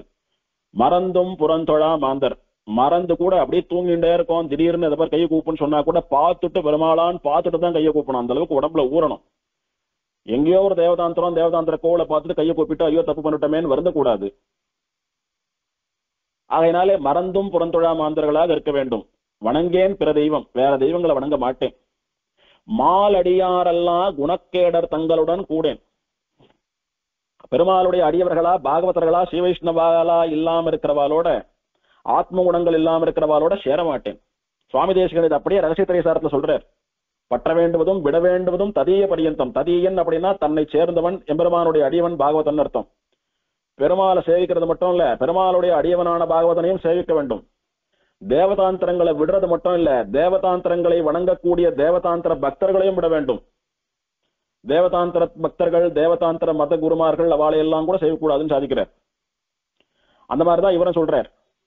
திருமாலினது அடியவரல்லாத ஆத்ம குணங்கள் இல்லாதவரோடு கூட சேர மாட்டேன். மாலடியார் அல்லா குணக்கேடர் தங்களுடன் கூடேன். இணங்கி நின்று யாரு கூட சேரக்கூடாதுன்னு சொல்லி எடுத்து யாரு கூட சேரணும்னு சொல்றார். எம்பெருமானுடைய அடியவர்களா பாகவதாளா இருக்கிறவாளோட சேர்ந்து ஒன்னு சேர்ந்து கோஷ்டியா கூடியிருந்து குளிர்ந்துன்னு சொல்ற மாதிரி கூடி நின்று வைகுந்த விண்ணகரம் வாழ்த்துவேன். இந்த திருவைகுந்த விண்ணகரம்னு சொல்லக்கூடிய திவதேசத்தை ஸ்தோத்திரம் பண்ணுவேன், சேவிப்பேன், துதிப்பேன், அனுபவிப்பேன். இதுவன்றோ வைகுந்த விண்ணகர வாழ்வு. இந்த வாழ்க்கை தானே ஸ்ரீவைகுண்ட வாழ்க்கை எனக்கு. வைகுந்த விண் நகரம், ஸ்ரீவைகுண்டத்திலே இருக்கக்கூடிய வாழ்வு இதே வாழ்வுதான். அந்த வைகுண்டமே இங்க இருக்கு. இந்த பெருமாளே இங்க வந்துட்டான். தேவதாந்திர சம்பந்தத்தையும் தேவதாந்திர அடியவர்கள் சம்பந்தத்தையும் விட்டுட்டு ஆழ்வாரோட கூட சேர்ந்து நித்தியசூரிகளோட சேர்ந்து அனுபவிக்கிற மாதிரி வைஷ்ணவாலோட சேர்ந்து சரணாகத்தாலோட சேர்ந்து இந்த பெருமாள் அனுபவிக்கிற இந்த வாழ்க்கை தான் நாளைக்கு வைகுண்டத்துல போய் அனுபவிக்கக்கூடிய வாழ்க்கைன்னு இதை வைகுண்டத்துக்கு ஒப்பாகவே ஐயங்கார் கொண்டாடுறார். நிஜமாவே இது வைகுண்டம் தான் இந்த திவதேசம். ஸ்ரீவைகுண்டத்திலே நிறைய தோப்புகள் உத்தியான வனங்கள் அதெல்லாம் உண்டு. அங்க பெருமாளும் பிராட்டியும் அதை அழக ரசிச்சுண்டு கையை கோத்துண்டு உலாவி வரான்னு வைகுண்ட கதியத்தை சாதிக்கிறார். அந்த மாதிரி இந்த ஊர்ல குறிப்பா இந்த திவதேசத்திலே பெருமாளை சுத்தி நிறைய பூச்செடிகள் பழச்செடிகள்லாம் இருக்கும். பாக்குறதுக்கு நிஜமாவே ஒரு வைகுண்டத்துக்குள்ள போன மாதிரியான ஒரு சந்தோஷம் நமக்கு கிடைக்கும். இங்க ரொம்ப கூட்டம் எல்லாம் வராது. ரொம்ப ஓரமா இருக்கக்கூடிய திவதேசம், ஏகாந்தமா இருக்கக்கூடிய திவதேசம், ரொம்ப கூட்டம் வராது. அர்ச்சக சுவாமி கூட இந்த அர்ச்சகரே தான் திருத்தலைச்சங்க நான்மதியம்னு சொல்லக்கூடிய தலைச்சங்காட்டுக்கும் அர்ச்சகர் இங்கேயும் அங்கேயும் மாறி மாறி போயிட்டு இருப்பார். அதனால அங்க ஒரு பாகவதர் ஒருத்தர் கைங்கரியம் பண்றவர் இருப்பார், தோட்ட கைங்கரியம் பண்றவர். அவர் கையில தான் சாவி இருக்கும். அவர் சாவியை கொண்டு திறந்து வச்சாரானா அர்ச்சகர் சேவை பண்ணி வச்சுட்டு போயிட்டாலும் கூட அவர் அங்க கொஞ்ச நேரம் இருக்க சொல்லிட்டு நான் அண்ணா பெருமாளை சேவிக்கணும் கொஞ்சம் உபகாரம் பண்ணுங்கன்னா அவர் பக்கத்துலயே உட்காந்துருப்பார் திறந்து வச்சுட்டு. நாம 1/2 மணி 1 மணி கூட பெருமாளை நன்னா மனசுல தேக்கி அனுபவிக்கலாம். நம்மள வெளியில போங்கன்னு சொல்றவா யாரும் கிடையாது. அப்படி ஆச்சரியமான ஒரு திவ்யதேசம். நிஜமாவே வைகுண்டம் தான். விரஜா நதி ஓடுறது, வைகுண்டத்தை போல தோப்புகள்லாம் உண்டு. பெருமாள் வைகுண்டநாதனாவே எழுந்துள்ளி இருக்கான். அடியவர்கள்லாம் சேவிக்கிறா. ஆழ்வார் மங்களாதாசனம் பண்றாரு. இதுக்கு மேல என்ன ஊனம் வைகுண்டம்னு சொல்றதுக்கு? இந்த எபெருமான் விஷயமான தியான ஸ்லோகம். ஸ்ரீ வைகுண்ட நபுரேது பகவான் வைகுண்ட நாமா ஹரிஹி தேவி தஸ்ய ததாஹி உதங்க வரதஸ்தீர்த்தம் ஹுதங்காஸ்ரயம் தத்ரானந்த விவர்த்தனாஹ் வயலசத்தத்வ்யோமயானே ஸ்திதः சாக்ஷான் மன்மத சுந்தர சுரகணைஹி ஆசீன ரூபோ வசன். ஸ்ரீ வைகுண்ட நபுரம். நபஹா அப்படின்னா ஆகாசம், விண் அப்படின்னு அர்த்தம். புறம்னா நகரம். ஸ்ரீ வைகுண்ட நபுரம் அப்படின்னா வைகுண்ட விண்ணகரம் என்னும் இந்த திவதேசத்தில் பகவான் எம்பெருமான் வைகுண்ட நாமா ஹரிஹி வைகுண்டநாதன் என்னும் பெயரோடே விளங்குகிறான். தேவி தஸ்ய தாயாருக்கும் அதுவேதான் பெயர், வைகுண்டவல்லின்னு பெயர். ஹி உதங்க வரதஹா உதங்க மகரிஷிக்கு வரம் கொடுத்தவனாக, உதங்க மகரிஷிக்கு சேவை சாதித்தவனாக பெருமாள் இங்கே எழுந்தருளி இருக்கிறான். தீர்த்தம் ஹி உதங்காசிரயம், அந்த உதங்க மகர்ஷியாலே ஆசிரியக்கப்பட்ட தீர்த்தம். அப்படின்னா இந்த விரஜா தீர்த்தத்திலே ஸ்நானம் பண்ணினா இந்த சம்சாரத்தை நிவர்த்தி பண்ணி எம்பெருமானுடைய திருவடிகளிலே சேர்ப்பிக்கக்கூடிய சக்தி இருக்கின்றபடினாலே உதங்க மகர்ஷியானவர் இந்த தீர்த்தத்திலே ஸ்நானம் பண்ணி இந்த தீர்த்தத்தை சாப்பிட்டு அவர் சரணாகதரா மாறி மோட்சத்துக்கு போறார். அதுக்கு காரணமா இருக்கக்கூடிய தீர்த்தம். நாம் எல்லாம் ஒரு ஆச்சாரியனை போய் ஆசிரியப்பது போல உதங்கர் இந்த தீர்த்தத்தையே ஆசிரியிச்சார். உதங்கருக்கு இந்த தீர்த்தம் தான் ஆச்சாரியன் அப்படின்னு புரிஞ்சு கொள்ள வேணும். தீர்த்தம் ஹி உதங்காசிரயம், உதங்கராலே அடையப்பட்ட தீர்த்தம். அதுக்கு என்ன பெயர்? விரஜா தீர்த்தம்னு பெயர். உதங்கர் ஆசிரியத்தபடினாலே உதங்க தீர்த்தம்னு பெயர். தத்ர ஆனந்த விவர்த்தன ஆஹ்வய லசத்து தத் வியோமயானே ஸ்திதா, அங்கு ஆனந்த விவர்தனம்னு சொல்லக்கூடிய பெயரை உடைய விமானத்தின் கீழே சாக்ஷான் மன்மத சுந்தரஹா, சாட்சாத் மன்மதகான்னு சொன்னது போல மன்மதனை போல மன்மதனை காட்டினும் இன்னும் அழகனாக சுந்தரனாக சுரகணைகி நித்திய சூரிகளாலும் தேவர்களாலும் வணங்கப்படுபவனாக ஆசீன ரூப வசன்னு பெருமாள் அமர்ந்த திருக்கோலத்திலே வசிக்கிறான்.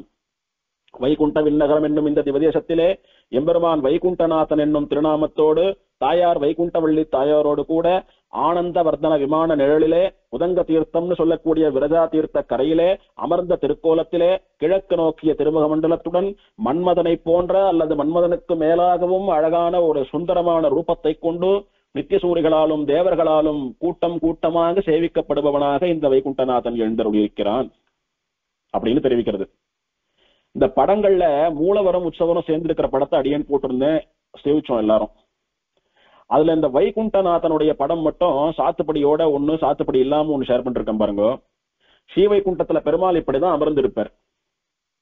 இந்த திருவனந்தாழ்வான் இருந்தால் சிங்காசனமாம் அப்படின்றது நல்லா தெரியறது பாருங்க. பெருமாள் உட்கார்ந்து இருக்கார், அதனால திருவனந்தாழ்வான் சிங்காசனமா மாறிவிட்டான். அந்த ஆசனத்திலே பெருமாள் எப்படி அமர்ந்து கொண்டிருக்கிறார்? மேல் 2 திருக்கரங்களால சங்கு சக்கரம் ஏந்திண்டு வலது திருவடியை அப்படி ஊனிண்டு அதுக்கு மேல தன்னுடைய வலது முழங்கால் மேல திருவடிய ஒரு வலது திருக்கரத்தை தொங்க போட்டுண்டு இடது திருவடியை ஊனிண்டு இடது திருக்கைய திருவனந்தாழ்வான் பெயர்லயே ஊனிட்டு இருக்கான் பெருமாள். இதுதான் வைகுண்டத்திலே சாதிக்கக்கூடியதான சேவை. பெருமாளுடைய திருமுக மண்டலத்தை சேவித்தா தாமரை கண்ணன்றது நன்னா தெளிவாகும். இந்த முதல் படத்துல மாலை எல்லாம் இருக்கிறபடினால பெருமாள் இடது கையை ஊன்றின்னு இருக்கிறது சேவையால. அதுக்கு ஏகாந்தமா இருக்கிற அடுத்த படம் போட்டிருக்கேன் பாருங்க. அடியன் பெருமாள் எவ்வளவு அழகா 2 திருவடியை வச்சுட்டு இருக்கான். வலது திருக்கை எப்படி முழந்தால் மேல ஊனின்னு இருக்கான், இடது திருக்கை எங்க வச்சுட்டு இருக்கான் பாருங்க, எது மேலேயோ ஊனின்னு இருக்கிற மாதிரி இருக்கு.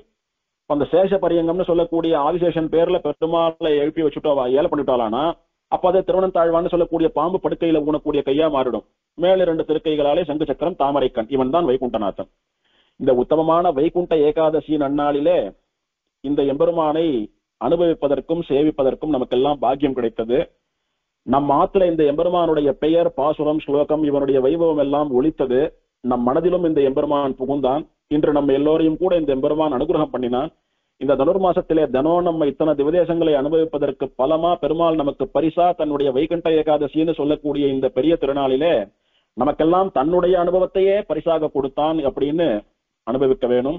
வைகுண்டம் புகுவது மன்னவர் விதியே அப்படின்னுட்டு நாம் எல்லாம் ஆச்சரியமா கல்யாணத்துக்கு நாள் என்னும் பிரம்மச்சாரி போலேன்னு சுவாமி தேசிகன் சொன்னது போல என்று நமக்கெல்லாம் வைகுந்த வாழ்வு கிடைக்கும் அப்படின்ற ஒரு ஆசையோட கூட எம்பெருமான் எப்பொழுது வைகுண்டம் கொடுக்கிறானோ அப்போது அங்கு சென்று அனுபவிப்போம்.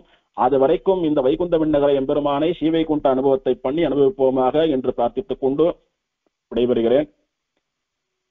வங்கமலி தடங்கடலுள் வானவர்களோடு மாமுனிவர் பலர் கூடி மாமலர்கள் தூவி எங்கள் தனிநாயகனே எமக்கருளாய் என்னும் ஈசன் அவன் மகிழ்ந்தினிது மதிபுரை கோயில் செங்கையலும் வாழைகளும் சென்னலிடை குதிப்ப சேலுகளும் செழும்பன் வீதி தொறும் இடைந்து மங்குள் மதிய கடூரிஞ்சு மணிமாடனாங்கோர் வைகுந்த விண்ணகரம் வணங்கு மடனெஞ்சே.